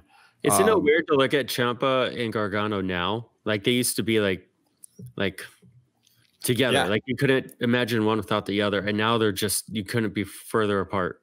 But I love Ciampa with Thatch. I think that is a great combo. I every time those guys come out as a tag team, I'm in it. I'm watching the match. Like I'm watching every minute. And there's a ton of rest holds. There's a ton of walking around. There's a ton of but it's old school combined with strong style, combined with catch as catch can kind of stuff. And they also let the other guys get in their flippy shit, the base for them, and they'll do crazy stuff, you know? Like I like what goes on in their matches. And Grizzled Young Veteran seems to be willing to go in there and duke it out like old school style with these guys, work super stiff. So I'm all about it. I just wish at the end of it that CNT instead of GYT was going to get the push, but I don't think they will. All right. Cross looking like a champion. The vest, bro. This is what I'm talking about. That is some champ shit. What was it? A month ago, he walked out, just shirt dogging it, whatever it's called, shirt cocking it. Right. Just looking all confused, like no one gave him the memo that we're wearing cool clothes to the ring. And versus tonight. Bro, dress for the job that you want, and the job that you want is like Ric Flair. You want The Rock's job. You don't want to be the NXT champion. You want to be the champion of the universe. Dress for that job. And I think Cross did exactly that, shoes and all. You know, some guys will do that whole thing, but then still put on some shiny boots. No, man. Cross came out in I don't even know. I don't want to know. But he also, he paid for him, though. I can tell you that much. Looking back though, it's like, it's like he couldn't wear a suit jacket because he was going to throw down. Right. So, but he didn't even pop a button on the vest, bro. That's a tailored vest. But like that's probably his fighting vest, dude. So Kyle O'Reilly comes out. I love Sleazy Kyle, by the way. It's working for me now. It works for me too. Pete Dunne's character is actually working for me just fine right now too. I still like Pete Dunne.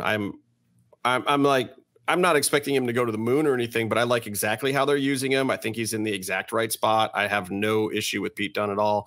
I like him coming out here. I think a little bit from him and Cross will actually be really fun because Pete's this just scrappy dude who's just not going to back down, and he's going to bump hard for Cross too, and he's going to give it back.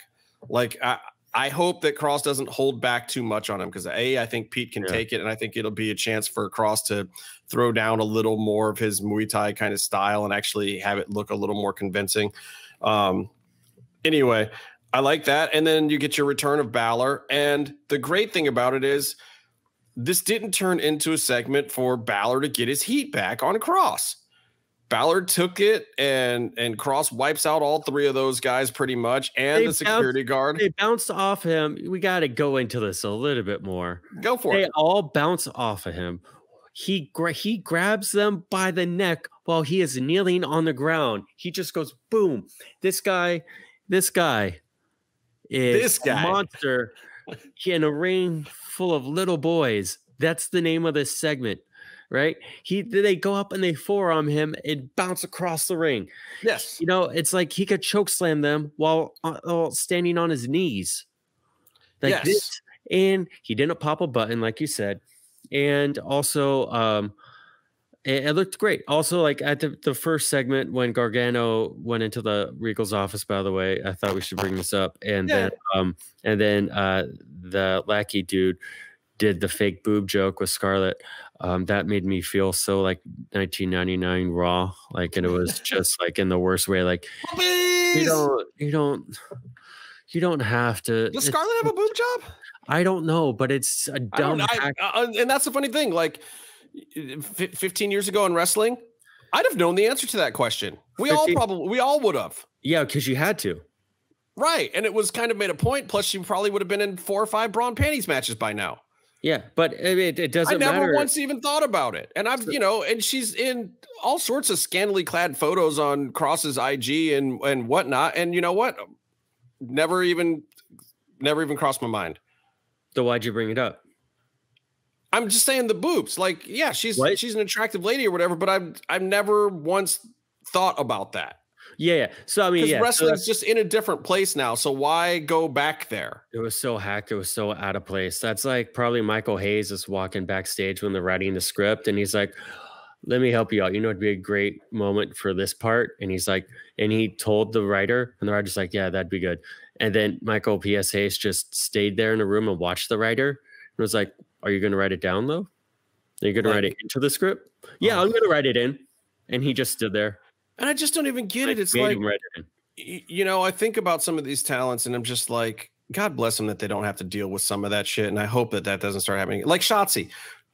Shotzi's super attractive, super cute, whatever. I never need to see her in a Jello match. No. I never need to see her and Terry Runnels rolling around in mud or bra and panties or whatever.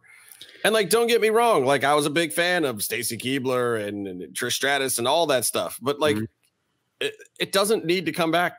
Don't need it. No, I mean, it's not necessary. There are plenty of beautiful women in wrestling, and we don't have to stoop to that next level below that of the objectification in that fashion.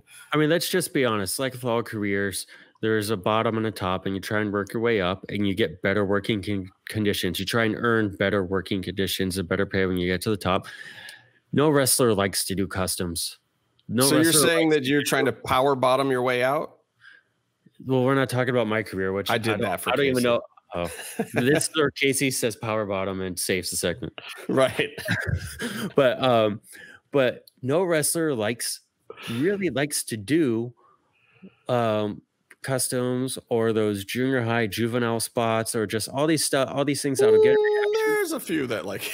Okay, maybe some do. Never say everybody, but most of them. But they make money, and sometimes that's all you can book, you know, and you work until you don't have to book those types of things. So it's just, let's not. You're on a big show. You're on the Peacock network, for Christ's sakes.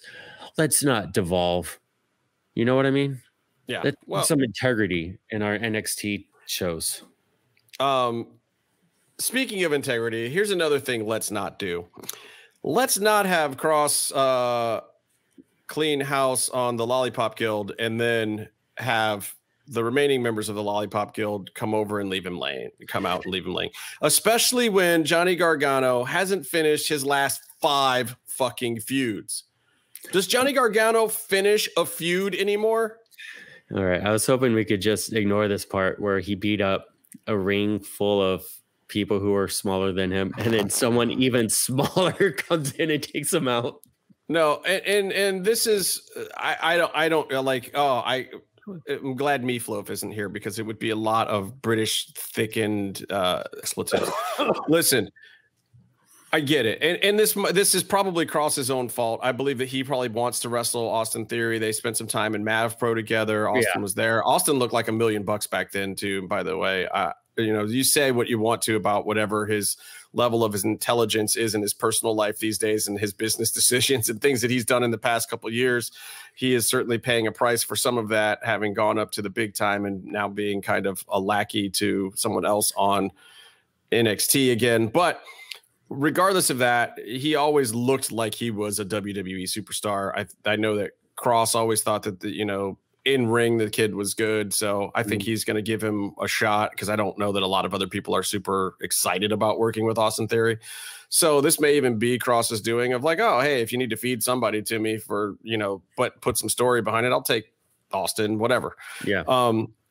So, but the getting heat into the feud like this, that was the worst moment of this NXT to me. It was just like. And it's not because I'm a Cross fan or whatever. It's just like it was the whole like, really, we just saw this guy take out your last champ, the last 2 of the last 3 contenders to be champ. Yeah.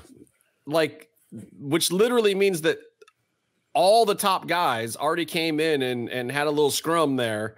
And then now 2 not top guys, the guy with the number 2 belt is going to come in and get over on him. That's in a clearly not the same weight class. Come on. I mean, I feel like having Gargano wearing the North American belt during that helped him a little bit. It helped give him some legitimacy. However, I just hope they don't go to a full feud with Gargano. I don't want to see Cross and Gargano yet. He's not like this. He's too small, and he's been in a great spot doing great work, getting I don't know, 6 other people over, for the last year since I can remember.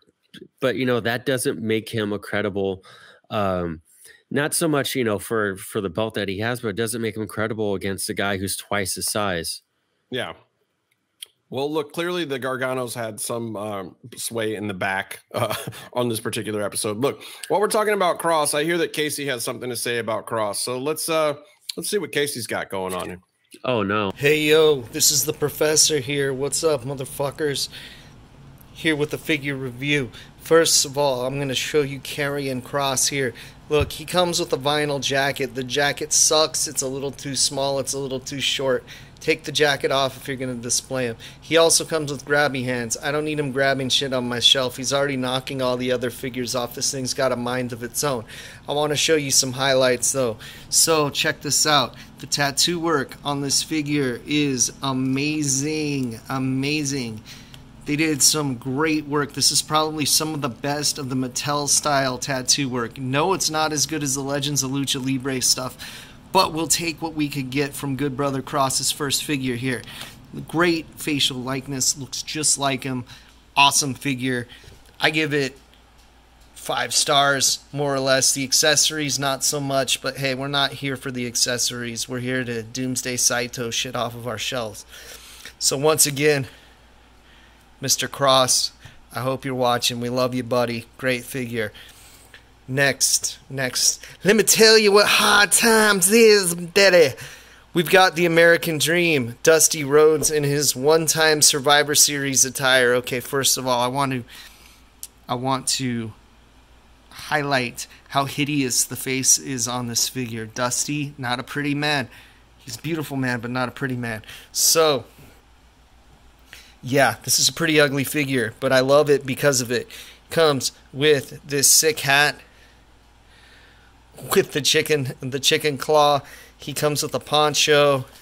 You can take that poncho off and you can look at the blouses on my belly welly, if you will. And he's got the bionic elbow, looking great. I like how they gave him the painted pad with like the real pad over it. Dusty's looking good, man. Well, looking as good as you can with this face. You know what I'm saying, brother? So anyway, these are some great figures. You got Cross. You got the American Dream, Dusty Rhodes. Hopefully by next week, I'll have Vader to show to you guys. But just wanted to get these to you, baby. Thanks, Casey. That was really interesting stuff. Though Byron didn't show it to me, so I have no clue what you just said. I'm sure it was highly compelling material and content for an audio version of the show. You know, it probably wasn't. What's great is Justin is complimenting you, and he doesn't know any of the stuff you said about him. Which, by the way, some of it is very unacceptable nowadays. But I guess since, Did he Hogan me like we were in Tampa together on the stage? Well, you guys are friends, so I just assumed that what he was calling you was something you guys have agreed upon. I'm not his brother. Anyway, a couple more quick things with NXT. Saray defeats Zeta Ramira. How great is Saray? How great are those drop kicks to the face? Here's my problem. I need for WWE and AEW to stop presenting all the Japanese women like they're just the next Asuka. Please. They're not. Give them their own characters, personalities, and storylines. Please. No, I don't know. The Saray thing feels too familiar to me at this point. It's the same way that they present all the Japanese female wrestlers, and it does seem like they're kind of going to the well a lot with that. But great, I love Joshi wrestling. I love all Japanese wrestling. But also, let's not keep funneling them through one at a time. Maybe let's have a few of them be there at the same time. Then you can see the differences. Let them fight each other a little bit and put them across the ring or tag them up or something. Well, that's the thing. Their identities. You don't bring in that one female Pete Dunne and have her be an what's her ethnicity? Scottish, Irish, something Scotch Irish. You don't have her come in and be like, I'm a Scottish independent wrestler, and that's my personality. And that's what all the Japanese wrestlers are doing. That's what they just. It should be pointed out that Asuka was super cool for a while as like a female Great Muta gimmick. Mm-hmm. she's just a dancing clown now, and it's a shame. However, more power to her. Like other wrestlers getting paid. Who've had a full career. You come to WWE, and I don't begrudge her that. But then these other girls who are coming up, like Asuka, got there by doing the work. Yeah, and they put her in a good position to do the work. Like, can we do that for these other ladies, please? Yeah, I mean, they're doing a terrible job on AEW with Sheeta to me, but they did good with the tournament. I liked that. I think recently the second half of her run, they started off good. Beforehand, it was almost like, when is she even going to be on TV? Right. I don't know. So we'll see. Anyway, this Saray versus Zeta Ramir thing, it went down the way it was supposed to. Ramir got this weird win over Toni Storm last week. I don't know if anybody cares. Zoe Stark is involved. There's some kind of dust up in the back afterwards. It felt like the most disposable part of the show. This next part didn't feel disposable, but also didn't feel like it fit. LA Knight versus Jake Atlas. That's a weird matchup. Oh, I love this matchup. I honestly thought it was a great matchup. I thought their styles fit together well. I mean, booking wise, no, I'm sure they've worked 1,000 times together. They're both really great match, but it's just weird for me to see them match up booking wise. But you know why I think it's weird for you to see them match up booking wise? Because LA Knight doesn't belong on NXT. He's Raw all day long. This guy should be on Raw. He's in the wrong place. I don't know what they're going to do with him here on NXT. He's got the right look. He's got the right mic skills. He's got the right in-ring style to be, in a feud with Baron Corbin or The Miz or Morrison or somebody. Like, these aren't his people. This is not his tribe. His tribe is on Raw. That's all I can say about it. Like, I liked everything he did. I liked everything that Jake did. I'm a big fan of both guys. Yeah.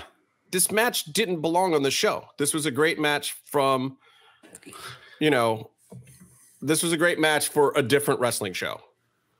That's the only way I can put it. Like, it was a B- for NXT. It'd have been a B+ to an A- somewhere else. Anyway, how come LA Knight isn't beating Gargano for the NA belt? He should in the next 4 months, but not immediately. He hasn't been there long enough yet. What do you think about Taya's segments? How she's doing her presence? I think her promos great. Yeah, I think that I think they're playing the long game with her. It's smart. They're going to work her into the mix slowly. They need people to be impressed when she goes to the ring. I think also they are WWE-izing her at the PC in the meantime, but at the same time, you don't keep a presence like that off of TV. Right. You put her on TV, you work her into your style, whoever she's going to be feuding with, you have her working out with them a little bit, basically fake house showing it because they don't have any house shows right now, which is what would normally be happening is like she would be out and actually working at house shows and then coming and being on TV, but not wrestling. That's exactly what you would do with Taya in a normal year right now. And it's not going to be long either. Don't think that this is some long process. They've done this with a couple of people, though. And when they do, it's smart and it works. They did the same thing with Cross. Cross was doing his TikTok, I'm coming crap or showing up or just throwing beatdowns on people. But the whole time he was working the hell out of his game over at the PC and they were getting his T-shirts together and all this other stuff. That's exactly what they're doing with Taya. Don't think that they're sleeping on her by any stretch of the imagination. And the fact that she's been in as many vignettes as she has is paying great deference to her as a talent for them. And I like the side eyes that she's getting from everyone. And she's just like kind of on her own plane. You don't know if she's heel or face yet. I love it. That's exactly what they should be doing.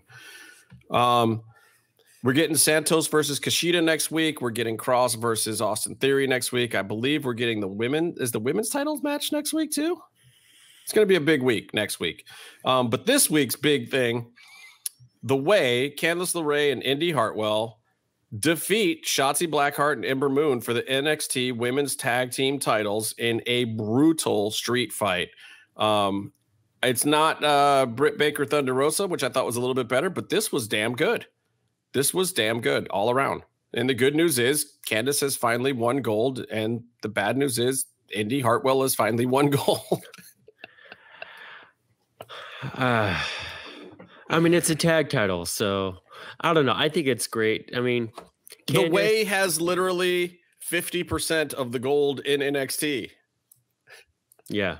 is on the way, minus Austin Theory, who is goldless. Which is, I mean, yeah, Gargano really is working overtime to get all of them over. So Austin Theory's getting a match with the top guy, and then his wife finally gets a belt. She deserved some sort of run with a belt a long time ago, but you know, this program has actually done a great job with getting her over as a consistent character on the show. If you could have any tag partner for Candice LeRae, who would it be? Ooh, I mean, just Ember Moon or Shotzi right off the top of my head. I think both of them could fit. Shotzi would have been a good choice in that same role as Indy. It would have been a different Shotzi than what you have now, but yeah. If you're going to pick someone who's more of an up and comer, but I think, she's worked with everyone for decades already. You could even put her with her new gimmick, with her new sort of look, even with like Io. Yeah. Well, what if one of the Iconics was her tag partner? Can't believe they got rid of those girls. So stupid. Oh God, so dumb. So dumb. They're the worst. They're going to end up somewhere and hopefully doing great. They're going to have a podcast, but they're built for the WWE machine. I hope they don't end up anywhere and like they find other success in life because they just don't need it anymore. Like those girls don't need to bump. They're entertainers. They're great. They were awesome. I think they want to. I think they want to at least get a decent run of wrestling. Go to AEW? Where are they going to go? Japan? Maybe AEW because her husband's there, but yeah, I'm happy for any wrestler to make a living not falling on their neck, but I also feel like those two, they wanted to wrestle, and maybe don't do it forever, but like give them an opportunity to have a couple good matches they're proud of, so it's not left on the table. I agree. We'll see what happens with them. Anyway, this match was great. That's not even spots to call out. Like you just got to watch this match. Even Indy did pretty good. I'm not knocking her at all. And I actually like Indy Hartwell. I think she's still just very green. No, it was a great match. It was a great match. It was a true headliner. And in fact, that it delivered it. You weren't expecting the finish. Like I honestly didn't expect Candice and Indy to win. I really didn't in this particular moment. How would you? And they did, and it was great. I think it's to expect Candice to win a belt in NXT. That's but it's not also what they taught it also us. Makes you care about Ember and Shotzi more, which I think is the desired effect as well. I think they're sitting with this gold, but nobody was really caring about them very much, and I think that it gives some luster to the belts and these very very newest belts in wrestling that we have, and it's good stuff. NXT wins the week, in my opinion. I don't know what the ratings look like. I'm sure Blood and Guts did a big number. Blood and Guts, they were number one in cable for the first time ever. They did huge, like over 1 point whatever million. Good for them. And that's going to go to their head. I mean, look at the response. You got people who were there live complaining. You got, I don't know. And the AEW marks are just all over the top because like all the right things were there, but they weren't done the right way. Something was still off about it. I mean, AEW marks can celebrate it all day long. And I love Tony and I love a lot of what they're doing. I think all the ideas are there, but I'm going to say this again, and I've said it a million times. AEW needs a real head writer. They need a Brian Gerwitz. They need somebody, Krista Joseph or somebody. They need one of those guys that can come in there and look at the whole bigger picture, not just the bigger picture for an angle or the bigger picture for a headliner or a week. Like, let's get some foresight and some planning. Yeah. Well, Jericho in a recent interview said they have started having more meetings because of this problem. I'm not saying Jericho listens to the show and gets most of his ideas, since he's already stolen every idea that was good about rock and roll and put it in his gimmick.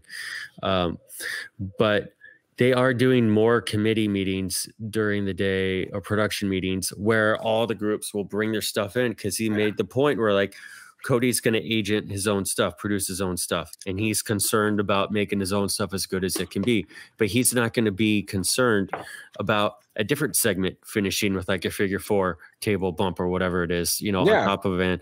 And then so they all get together, and then they but you still need And Tony's the head dude, but I know, but here's the thing. Like, look, at the heyday of Raw, the buck stopped before the buck stopped. Like the buck stopped at Vince, but it stopped at Gerwitz before him.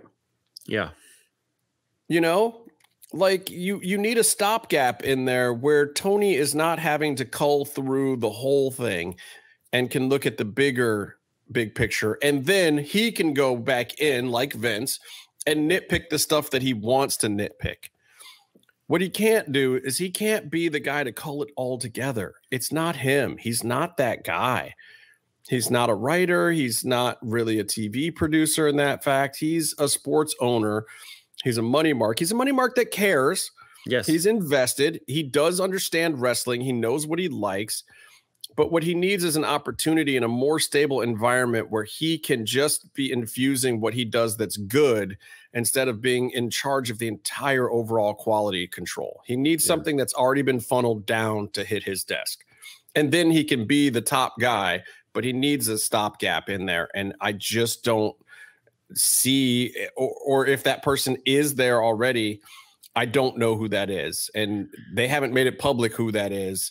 Not that WWE does, but eventually enough people get fired from the writers' room that they talk about what was happening in the writers' room. So you find out after the fact. Maybe a year and a half from now, we'll figure out this AEW mystery of why it's like this. But like WWE, you have Vince, right? But then you also, like, Kevin Dunn runs the whole show too. Yeah. He probably makes, more money than anyone not named Vince or Khan in WWE. The guy that they hired, this other Nick Khan, whoever that WWE hired, is going to be making big changes. They're talking about. He makes a ton, but like he's a guy who, like you said, it might be. More he's the guy that's supposed to come in and address the USA notes, right, of the edgier show that they want.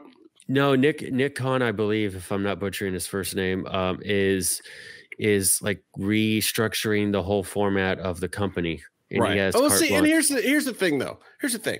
It doesn't even matter who these guys are. We don't really care who they are. We just care that there actually is somebody that does that job. Yeah. And WWE might be too bloated to the fact that they might have too many of those guys now. They're not mom and pop enough a lot of times. And I think that's part of why Vince still feels like he knows best, because he's trying to be that quality control thing. But dog, you're like 90. Like, you are past it, whether you need the version, the 30-year younger version of yourself. And it's interesting that Jericho talks about this, so by the way, and a lot of other people have said lots of great things about Tony Khan. Like, I met him, Christian Cage said something, how he met him 7 years ago, and like he had a mind for the business like no I've ever heard. He knew stuff about my career I didn't know.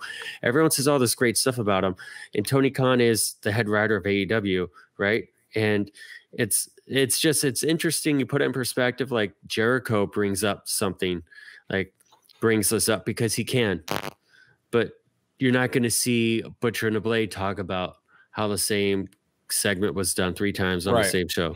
I think it's also hard too, because you need that top level creative person, and this is where you run into issues with a lot of promotions. They have to understand the agenting of the match too. They have to understand the way that the storylines are going to work with the physical bodies. Like, could I be the top guy at a wrestling? But no, I could probably get the story right, but like watching Blood and Guts, it took me a while to figure out that like it was the timing and the agenting of that last bit on top of the cage that blew the storyline. The winning and then throwing Jericho off is not the problem. It's the timing of how you do it and what you're presenting and how you show it and the agenting of what physically is happening and then the camera directing, like all of those other elements, to really be a great wrestling mind. If everyone thinks that Tony is that guy, he's got to be able to put all of those things together, not just craft a cool story that, hip, smart fans are going to get and like, but also to get the timing of the match down right. To have a match, a series of matches that lead to the right spot the right way, which is something that WWE has a lot of trouble with because they have too much damn time to fill. But they have to figure out the overall storytelling at AEW because it's a hot mess still. They got all the right people, all the right ideas, and just can't put them all together yet. Yeah. They Hey, also Byron. gotta watch this show and take my specific notes and edit them, just movie magic, edit them into the final moments of the Blood and Guts match. Hey, you never know. Maybe And then they would have gotten 2 million viewers. Maybe they'll retcon it in the replay next week. Hey, Byron, guess what? I refuse to participate. Byron, guess what? What? Stay calm and stay in the mix. Say penis.